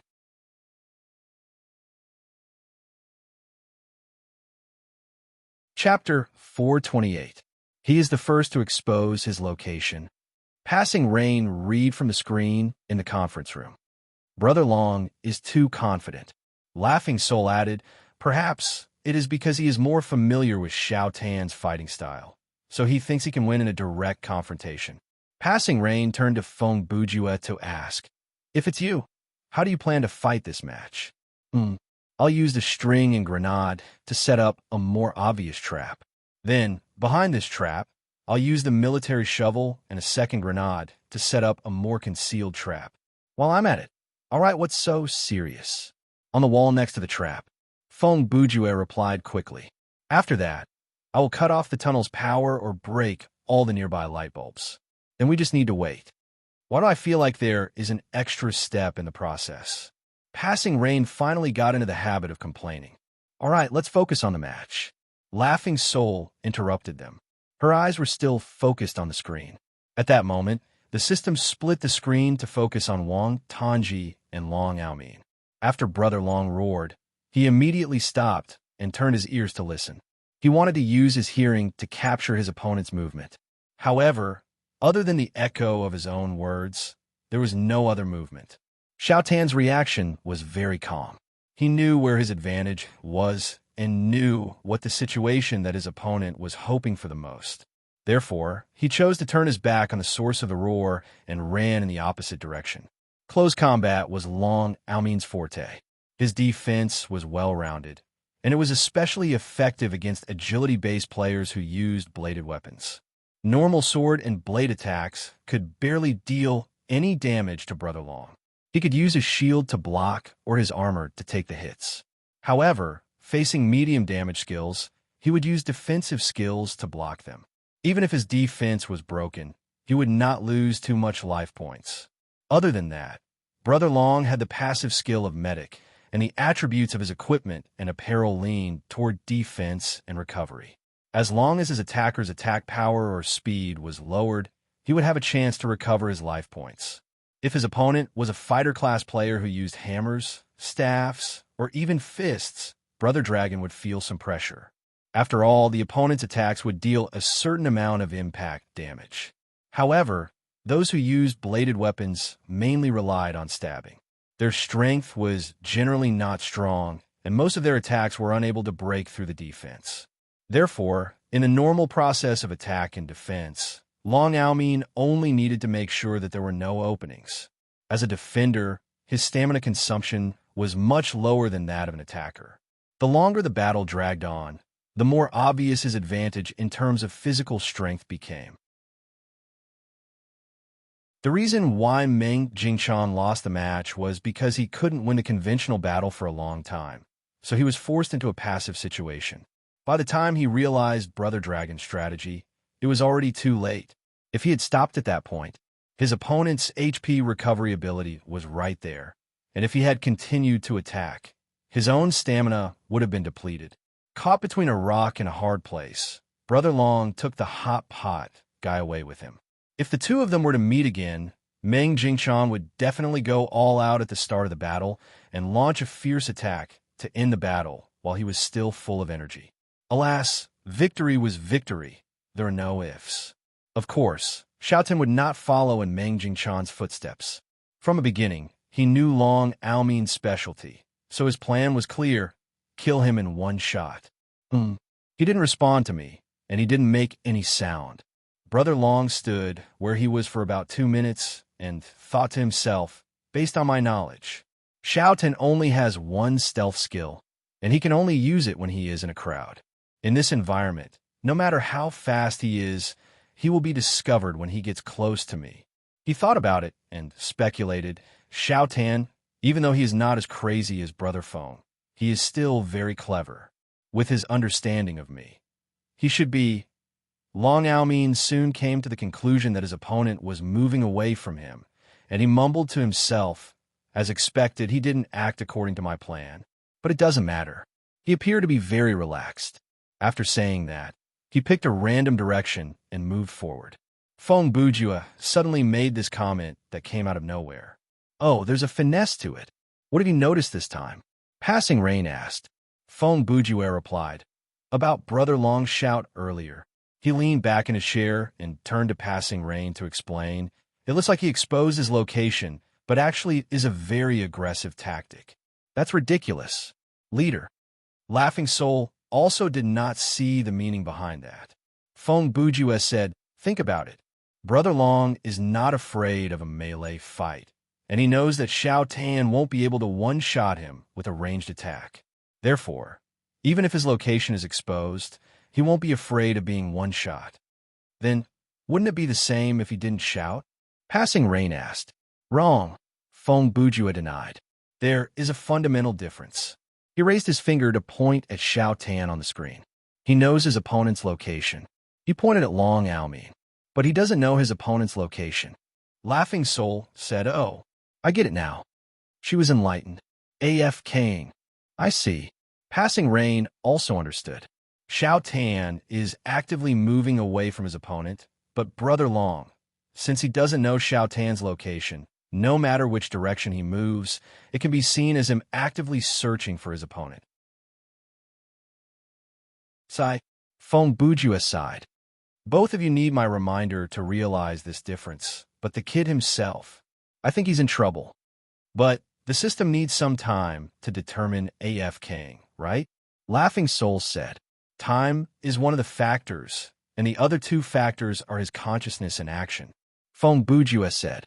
"In terms of consciousness, to put it simply, Xiao Tan has to believe that what he is doing will help him defeat his opponent. In that case, even if he burrows into a hole or falls asleep on the train tracks, it won't be considered an AFKing, much less walk in the opposite direction. His action of shaking the elevator in the first round is a good example.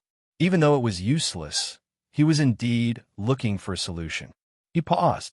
If he doesn't have a clear goal, for example, he only knows to stay away from his opponent, but he doesn't know what to do next. At that time, it will depend on his actions. His current action is to run away. Laughing Soul said. Feng Bujua shrugged. "Yes, so we can only hope that he already has a plan in mind." "I have no clue at all," Xiaotan mumbled as he walked. "I've been walking for 10 minutes already, and I haven't seen the end of the tunnel or figured out a way to deal with Brother Long. Isn't this just a simple escape?" He hugged his head and squatted down. He scratched his head and said, "This will soon be considered an AFKing. Think about it." Xiaotan mumbled to himself. He stood up and paced back and forth. One hit kill, one hit kill. He repeated that sentence again and again as he glanced at his skill tab and inventory. "I need to be fast enough and strong enough. And there's only one chance, so I can't miss it. Brother Long's shield, throwing skill, and chasing skill can stop me from taking a detour, and there's no space for me to roam around in the tunnel. If I fail in one hit, I'll be stuck in a fight." The more he thought about it, the more confused he became. If not for the fact that the video of this match would be broadcasted, he would have curled up into a ball and rolled on the ground. "So, I can only hope that Brother Long is killed by the train." Xiao Ting grumbled. "But from the looks of this tunnel, as long as I stick to the wall, I won't be hit by the train." His prediction was not wrong. Even if the train did come, when the train passed through the tunnel, there was still a distance of several centimeters between the two walls and the carriage. Even if the players stood sideways, as long as their shoulders were less than 1 meter wide, they would not be hit. Furthermore, I can't be sure that the train will come from Brother Long's side. What if it comes from my side? When Xiao Tan thought about that, a thought crossed his mind. As mentioned earlier, even though Xiao Tan was not as good at planning as Feng Bujua, whenever he had a flash of inspiration, he would come up with something amazing. At that moment, probably due to some kind of innate talent, a crazy idea that was similar to a gamble was born in Xiao Tan's mind. "I've been running at 60% speed for so long, but I still can't see the exit. Looks like the system doesn't plan to let the players leave this tunnel."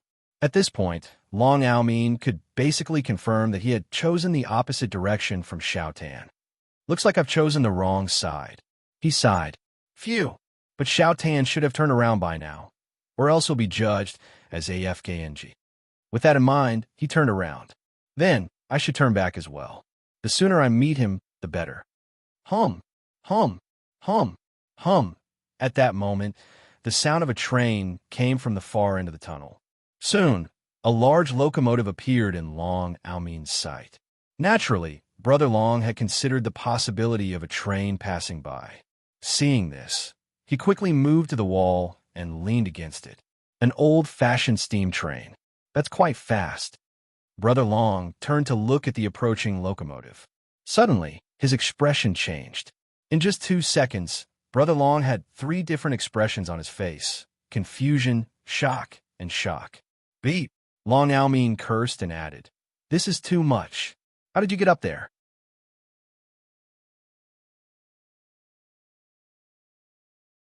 Chapter 429.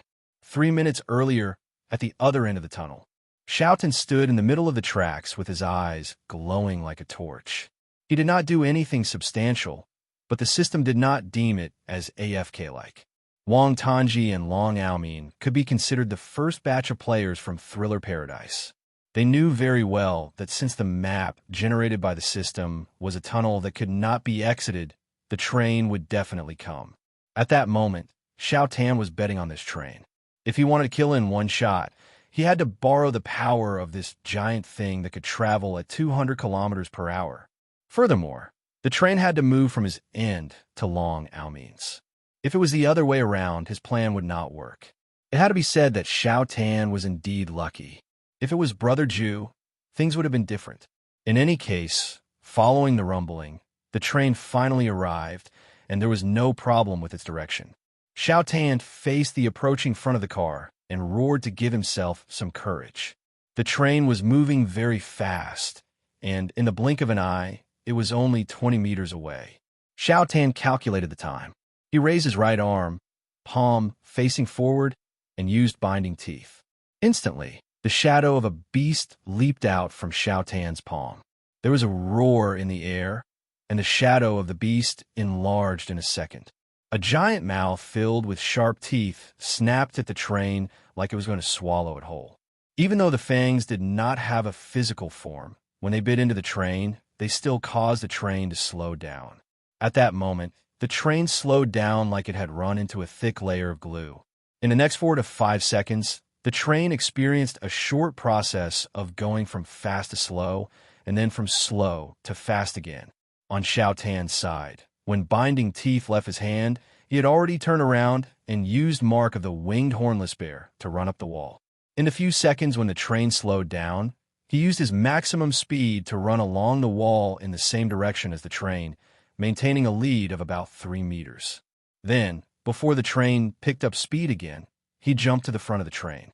This action caused him to lose 39% of his life points, but from the result, it was worth it. The front end of this kind of old-fashioned train had a triangular, convex edge, and the cylindrical top edge of the front was easy to grip.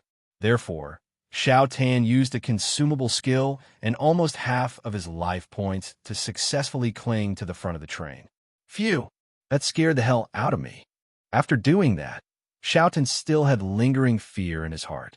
Even though he had come up with every step of the plan, when he actually put it into action, his terror points still continued to rise. Especially when he jumped out, his heart almost stopped. It's a train after all. Binding teeth's immobilization effect is indeed greatly reduced. Xiao Tan thought to himself.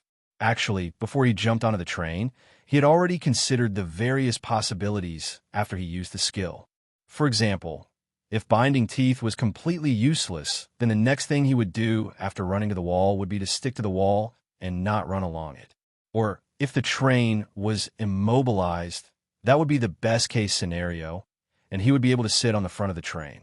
Or if the train was immobilized by the skill and flipped over, it would slide down due to inertia.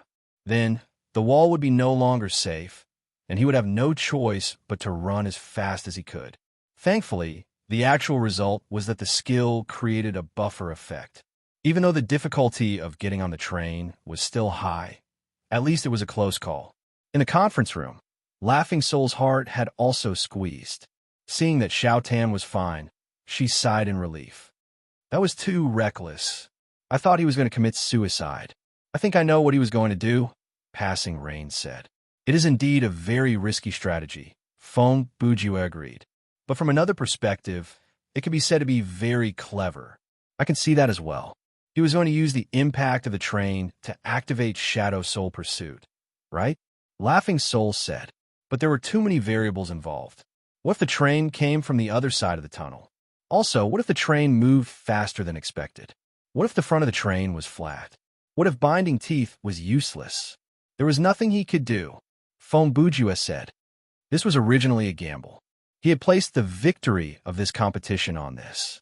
He used an admiring tone to say, if any part of the plan went wrong, he would fail, and every part of the plan could go wrong.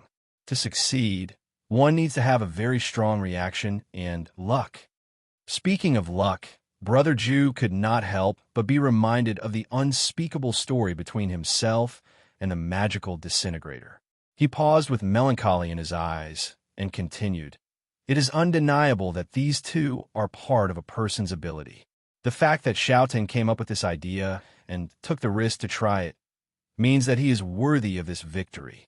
Back in time, inside the tunnel, Long Aomin looked at Xiaotan, who was leaning against the front of the train, holding the stiletto in his hand, and despair rose in his heart.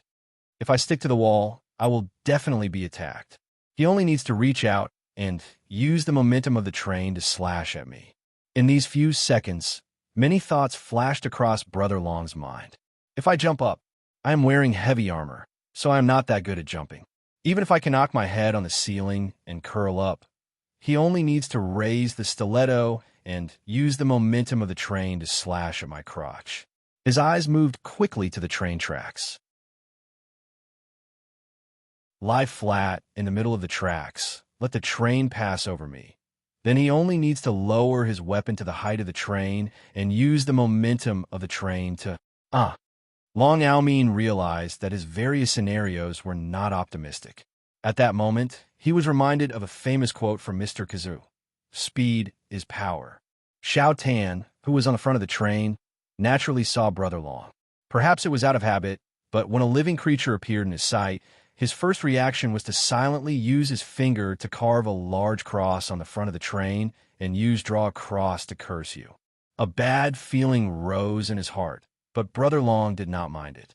If he opened the game menu, he should be able to see the special status of curse. It took a long time to describe it, but it really did happen in the blink of an eye. In the end, Long Aomin's solution was to activate his title skill, Berserker's Shield. The name of the skill was the same as the name of the title itself. It was a transformation skill, but its effect and side effect were not as scary as Descent of the War Demon. Under the effect of the Berserker's Shield, Long Aomin could reduce all damage by 30% and double his maximum life points.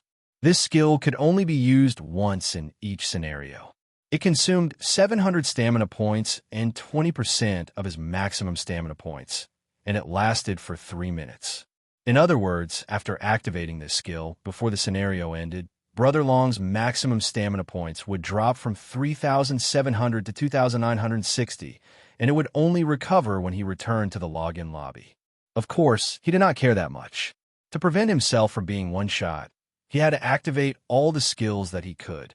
Other than the title skill, Brother Long also used his other main defensive skill, Ice Shell.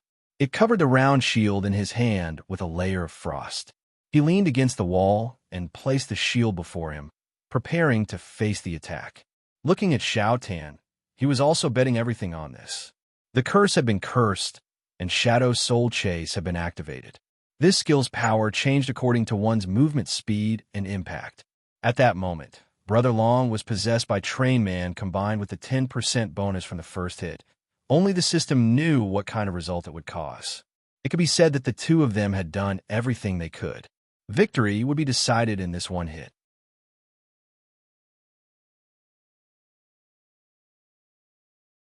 Chapter 430. When the second round was over, there were 720 participants left in the Battle of the Cocoon. Wang Tanji was one of them. After that match, Brother Long had contacted Xiao Tan to discuss the situation at the time.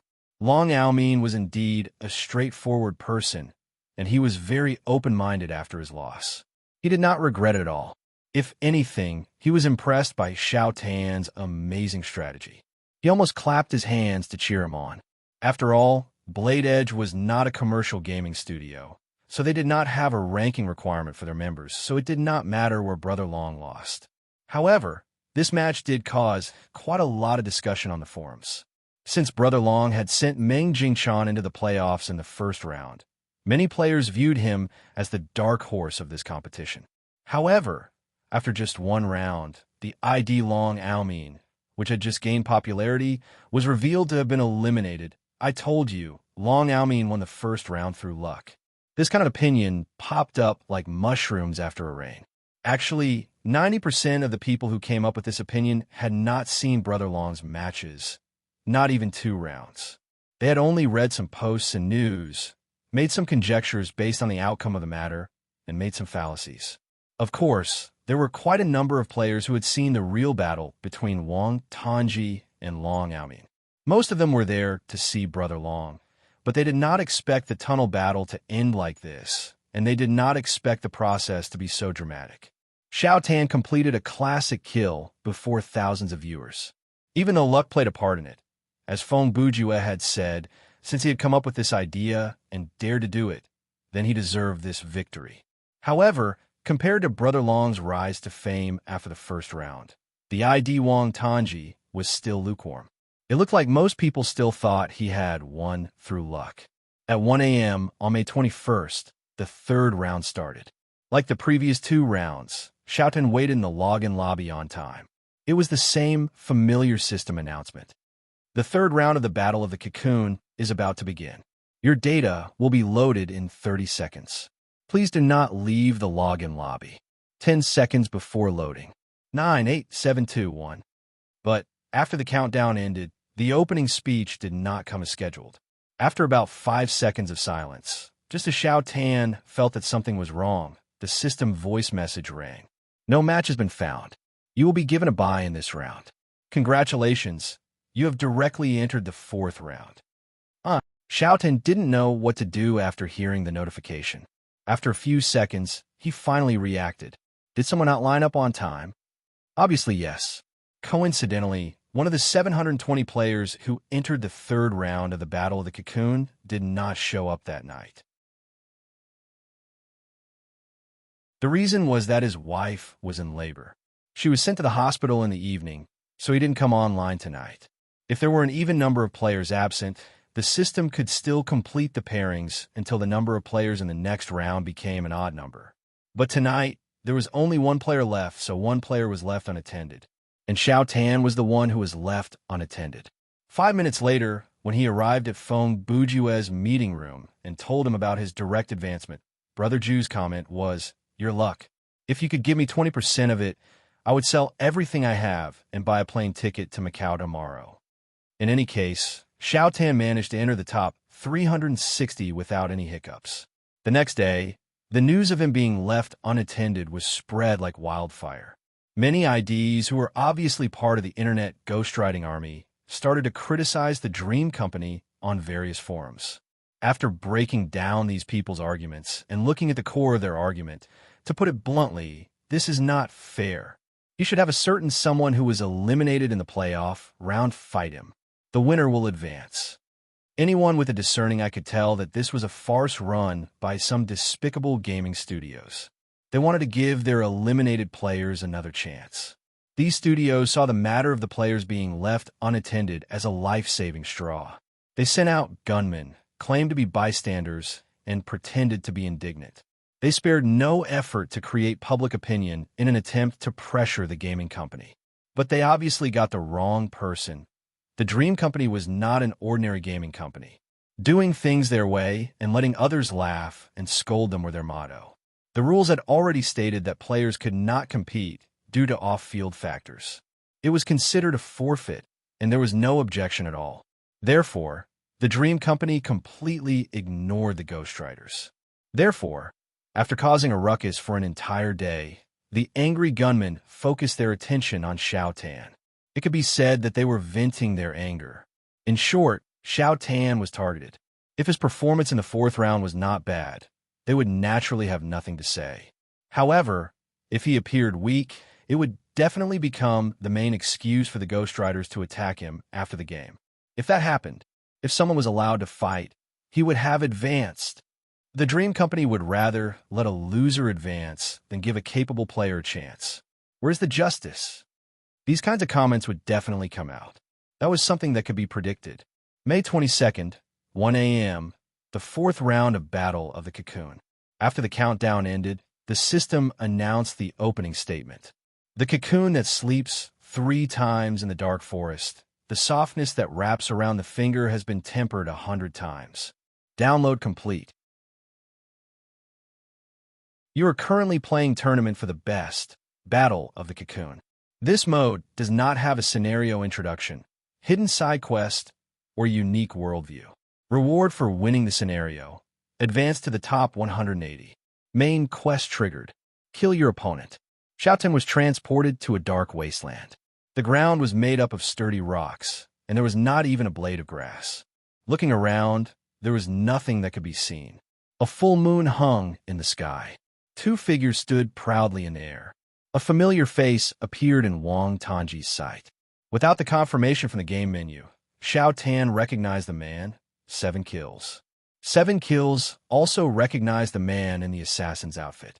They were not going to play any tricks on this map. Both of them knew that. 7 kills had a good relationship with Brother Long, and this was not the first time he had met Xiao Tan. Therefore, it was impossible to expect him to underestimate his opponent. The moon stretched for thousands of miles, and a murderous intent filled the air. The winner would advance, and a loser would be eliminated. There was no turning back, and no one would back down. Phew! This kind of map, this kind of opponent. I don't think I'm going to survive this. Xiao Tan adjusted his breathing and thought to himself. But he lowered his head to look at his hands. Why am I shaking with excitement? Is it because deep inside my heart, I yearn for this kind of battle?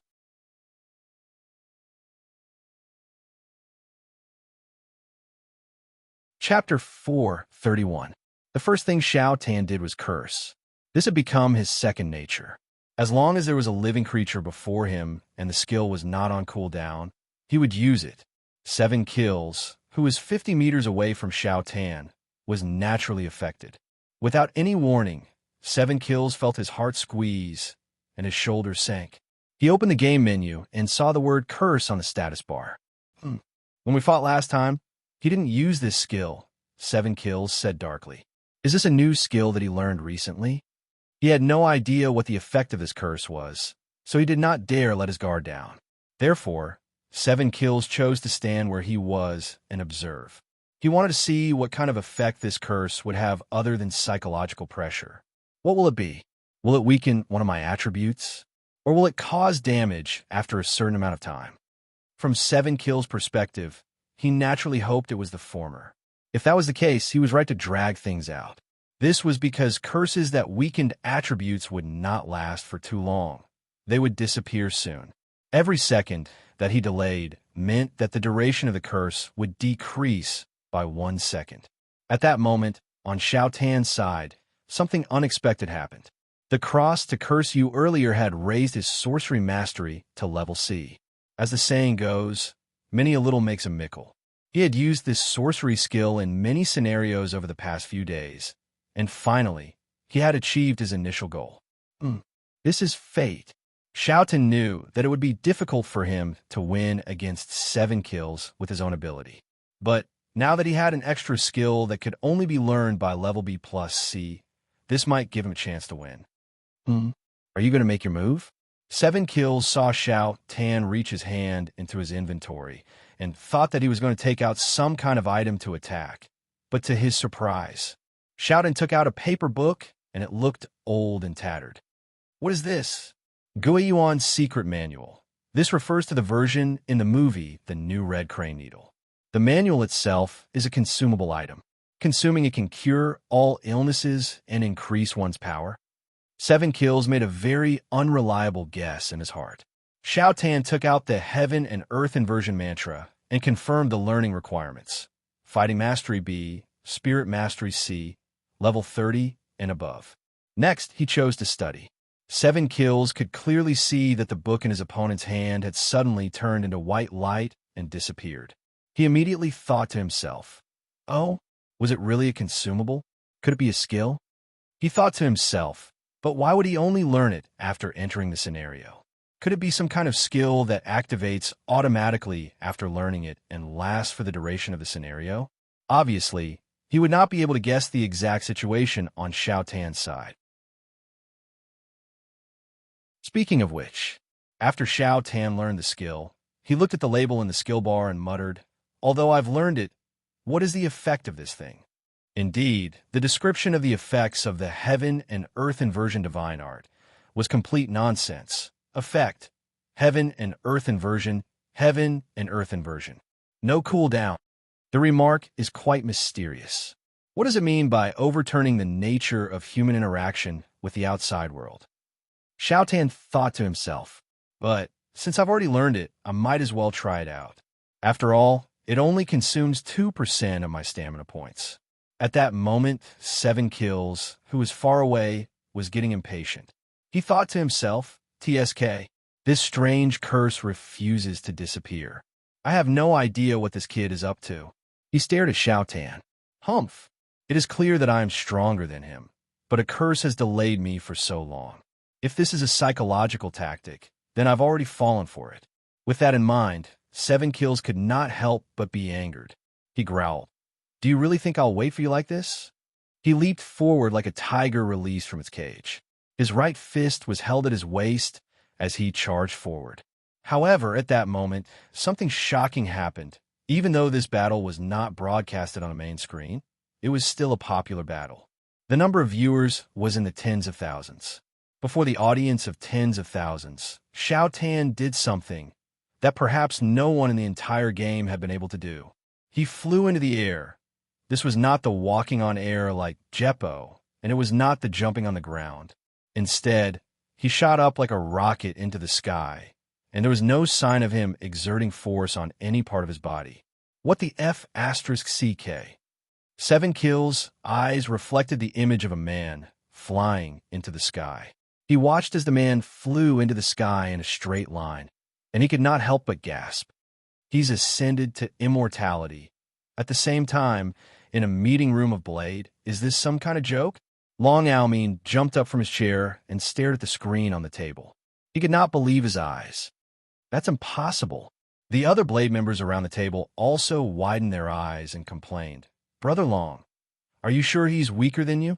On the other hand, in the login lobby of VIP player Shiva, out of curiosity, I wanted to see how the fight between 7 Kills and the guy from Underworld Frontline would turn out, and I ended up seeing something incredible. Shiva stood before the screen and mumbled to himself. If he has that power, he only needs to grab the opponent, fly into the sky, and then let go. With that in mind, he could not help but say, Speaking of which, if he enters the top 100, there's a chance that we'll meet. If he uses this skill on me, what should I do? Weightless contact can't be used on myself. He was already considering the various scenarios that might happen during the Battle of the Butterfly. Inside the meeting room of Underworld Frontline, I know you're listening. I can feel it.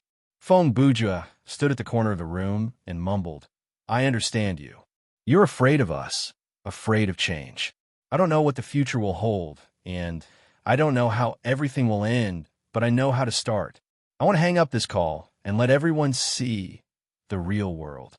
A world without you. A world without rules and boundaries. A world filled with endless possibilities. Where you go in the future, the choice is yours." After he finished this line from The Matrix, he lifted his head 45 degrees to look at the ceiling and jumped on the spot. How come I can't fly?" Laughing Soul, who sat at the table, shook her head. "Leader, please have some self-respect. Even though there are no outsiders here, sigh." Passing Rain sighed deeply. "If this happened half a month ago, I would have cut off all ties with you." Feng Bujia was unfazed. He returned to the table with a serious expression. He placed his hands on the table and leaned forward to look at the flying Xiao Tan on the screen. I get it now. His existence is the sum of the few inequalities in the game program. He is the final form of the abnormal program. No matter how hard the system tries, it can't be removed through the formula. There is no guarantee of mathematical precision and harmony. He took a deep breath. He is the savior. Passing Rain walked behind Brother Jew and used both of her hands to pull at the corner of Brother Jew's lips and eyes, turning his face into a funny ghost face. The guards didn't come to stop me. Passing Rain said darkly. Looks like even the system supports me. Okay, I'll stop. Feng Bujua shrugged. Passing Rain pulled her hands back and wiped the saliva off her fingertips on Feng Bujua's shirt. Back to the topic. Feng Bujua adjusted his expression and sat down. Ignoring the possibility that Xiao Tan is the savior, this can only be the mantra of heaven and earth inversion, right? Laughing Soul said, I already knew that.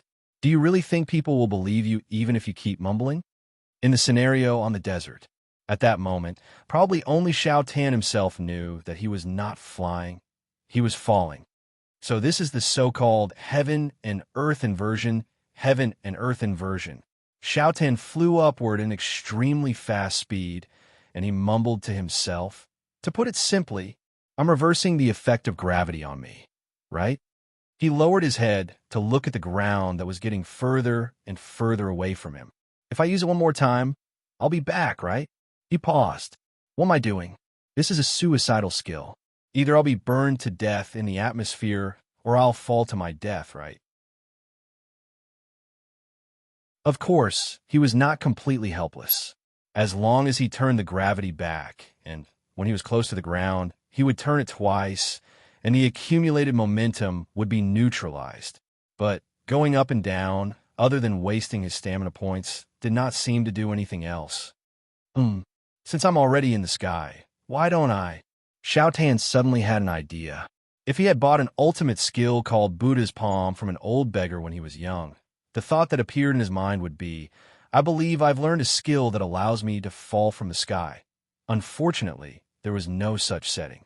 Xiao Tan's idea was just Shadow Soul Chase. He wanted to use the momentum of falling from the sky to use the ultimate skill on 7 kills.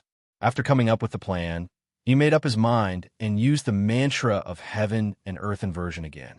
The reversal of gravity was very sudden, but it did not cause any damage to Xiao Tan. He was like a ping-pong ball that bounced off a racket, and he was instantly turned back. Moments later, 7 kills, who was standing on the ground, finally saw Xiao Tan's figure again. I thought this kid was going to fly out of Earth. 7 kills, said casually. However, a few seconds later, as he saw the approaching opponent, his expression changed. Wait a minute, what is he doing? Skycross punch?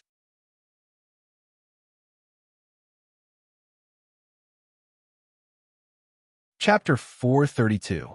7 kills had a feeling that Xiao Tan's skill was not to be underestimated, so he was more focused than he had ever been. He had made the decision not to face it head-on.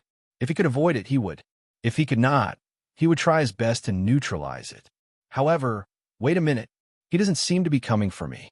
As the distance between him and the ground became smaller, 7 kills realized. Xiao Tan was still several dozen meters away from him, so there was no need for him to evade. On the other hand, Xiao Tan had just realized this problem as well. Mantra of heaven and earth inversion only reversed the effect of gravity on the user. It did not really make him fly. To put it bluntly, he was falling straight down. The change in wind direction and posture might cause the coordinates of his fall to change, but with these two things, he would not be able to move horizontally or diagonally, and he would not be able to land accurately on a target. This is different from what I expected. Xiao Tan immediately did a few breaststroke movements in the air, as if he was trying to use this method to swim above 7 kills. But it was useless. Furthermore, even if he was falling in a straight line toward 7 kills, as long as the ladder moved several meters ahead of him, he would be fine. In the end, Xiao Tan had no choice but to give up the attack. When he was about 10 meters above the ground, He activated the mantra twice. After reversing gravity twice, he landed safely. 7 Kills stood several dozen meters away and looked at Xiao Tan with confusion. He thought to himself, what is this kid doing? What is the point of flying so high and then landing? It can't be to show off to me. By the way, why hasn't the curse ended yet? What is this thing? This is such a bummer. Xiao Tan stood there and thought to himself, unless the scenario is inside a chimney, the chance of hitting someone with this godly skill is very low. It needs to be combined with a tracking skill or a sprinting skill. He felt quite annoyed. If the description of this skill was not so mysterious, I would have learned the related skills a long time ago. What is the point of experimenting with the effect of this skill? Hey, Brother Wong, have you had enough fun? 7 Kills said. Are you trying to show me the results of your cultivation over the past 2 weeks? Huh. Xiao Tan laughed bitterly. As you can see, it's nothing special. Is that so? 7 Kills' expression changed slightly. That's really disappointing. If we're talking about disappointment, I'm much more disappointed than you right now. Xiao Tan replied weakly. Xiao Tan was obviously referring to the psychological gap brought to him by the heaven and earth inversion magic technique. After all, it was a skill that he had worked so hard to learn. He had thought that its effects would be amazing, but the actual situation was very different from what he had imagined. But as the saying goes, the speaker has no intention, but the listener has the heart. When these words fell into 7 Kills' ears, combined with Xiao Tan's various performances so far, as well as his tone and demeanor when he spoke, it had a different meaning. Oh, ha, ha ha. 7 Kills laughed. Looks like you're really confident. You think that I'm no longer your opponent? Xiao Tan did not react for a moment. His was hesitation. But to 7 Kills and the tens of thousands of spectators, it was confirmation. Okay, Brother Wong, please enlighten me. After 7 Kills said that, his body disappeared in an instant. In that second, Xiao Tan's battle instincts told him 2 things. 1, his opponent was behind him. 2, he had to use a doppelganger to avoid this attack. Whoosh! 7 Kills' fist punched forward and penetrated the back of the person in front of him. However, there was no explosion of flesh and bone, nor was there any blood. His fist seemed to have penetrated the opponent's body, but in fact, it hit an illusion. The same move is useless against me. Xiao Tan's voice suddenly sounded behind 7 Kills. Indeed, what 7 Kills used was the skill that he had used to kill Xiao Tan in the preliminaries, Shadow Step and Shocking Bone-Piercing Fist. He had used this chain to kill many players before, and it was a tried and tested skill. Honestly speaking, even if his opponent knew what he was going to do, it would be hard for him to defend against it. First, Shocking Bone-Piercing Fist was a skill that required one to block from the front. If one was hit from behind by this skill, it would be impossible for one's defense not to be broken. For players like Xiao Tan, who had weaker defense, after their defense was broken, their torso would be directly punched through by the fist. Shadow Step was a teleportation skill. It allowed 7 Kills to appear behind an enemy within 20 meters. It consumed 100 sorcery points, and it had a cooldown of half an hour. These 2 skills were the classic combination of skills. When used together, there would be an effect of 1 + 1 greater than 2. However, Xiao Tan had successfully nullified this chain. The moment 7 Kills used Shadow Step, Xiao Tan also used Wind Stops Dust, and at the same time, he did a backflip in the air. After 7 Kills teleported, the scene in front of him would suddenly change.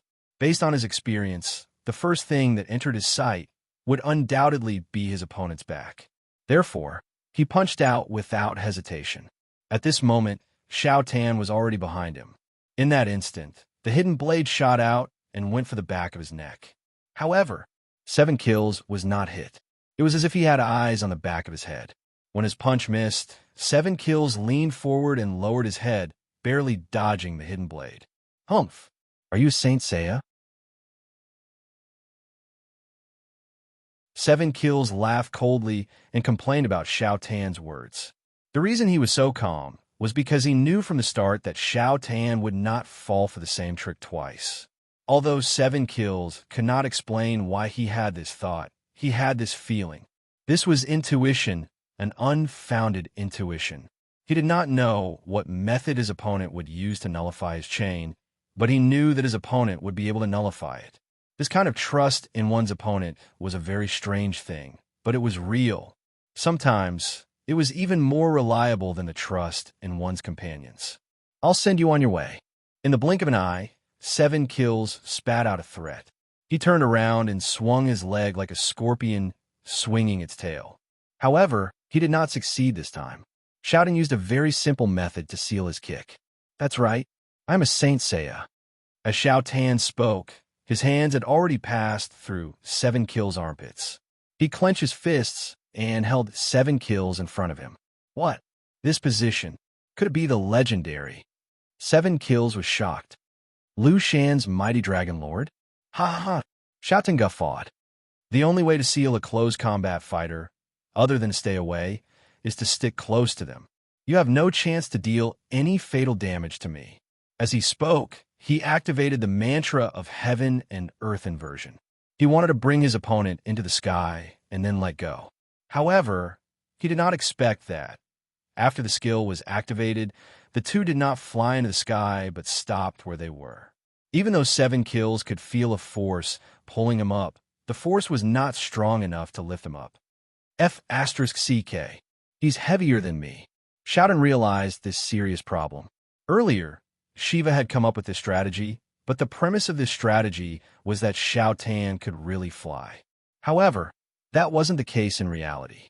The divine art could only reverse the player's communication with the outside world. The player's refers to the player's entire body, including the player's clothing, equipment, and so on, but it wouldn't affect the others that the player came into contact with.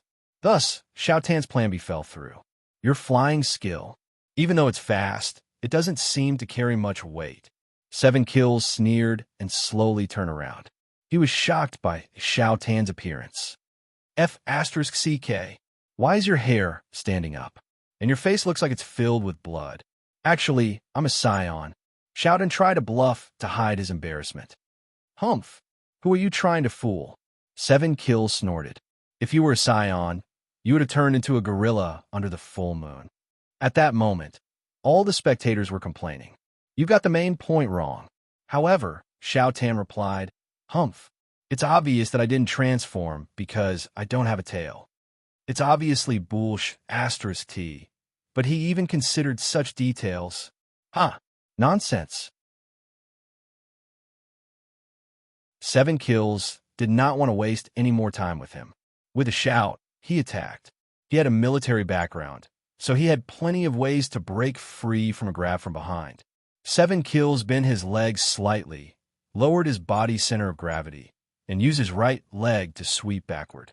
Unexpectedly, this kick actually missed the target. Xiao Tan was still in the state of reverse gravity. He retracted his legs and dodged the attack. From a spectator's point of view, Xiao Tan was floating and squatting.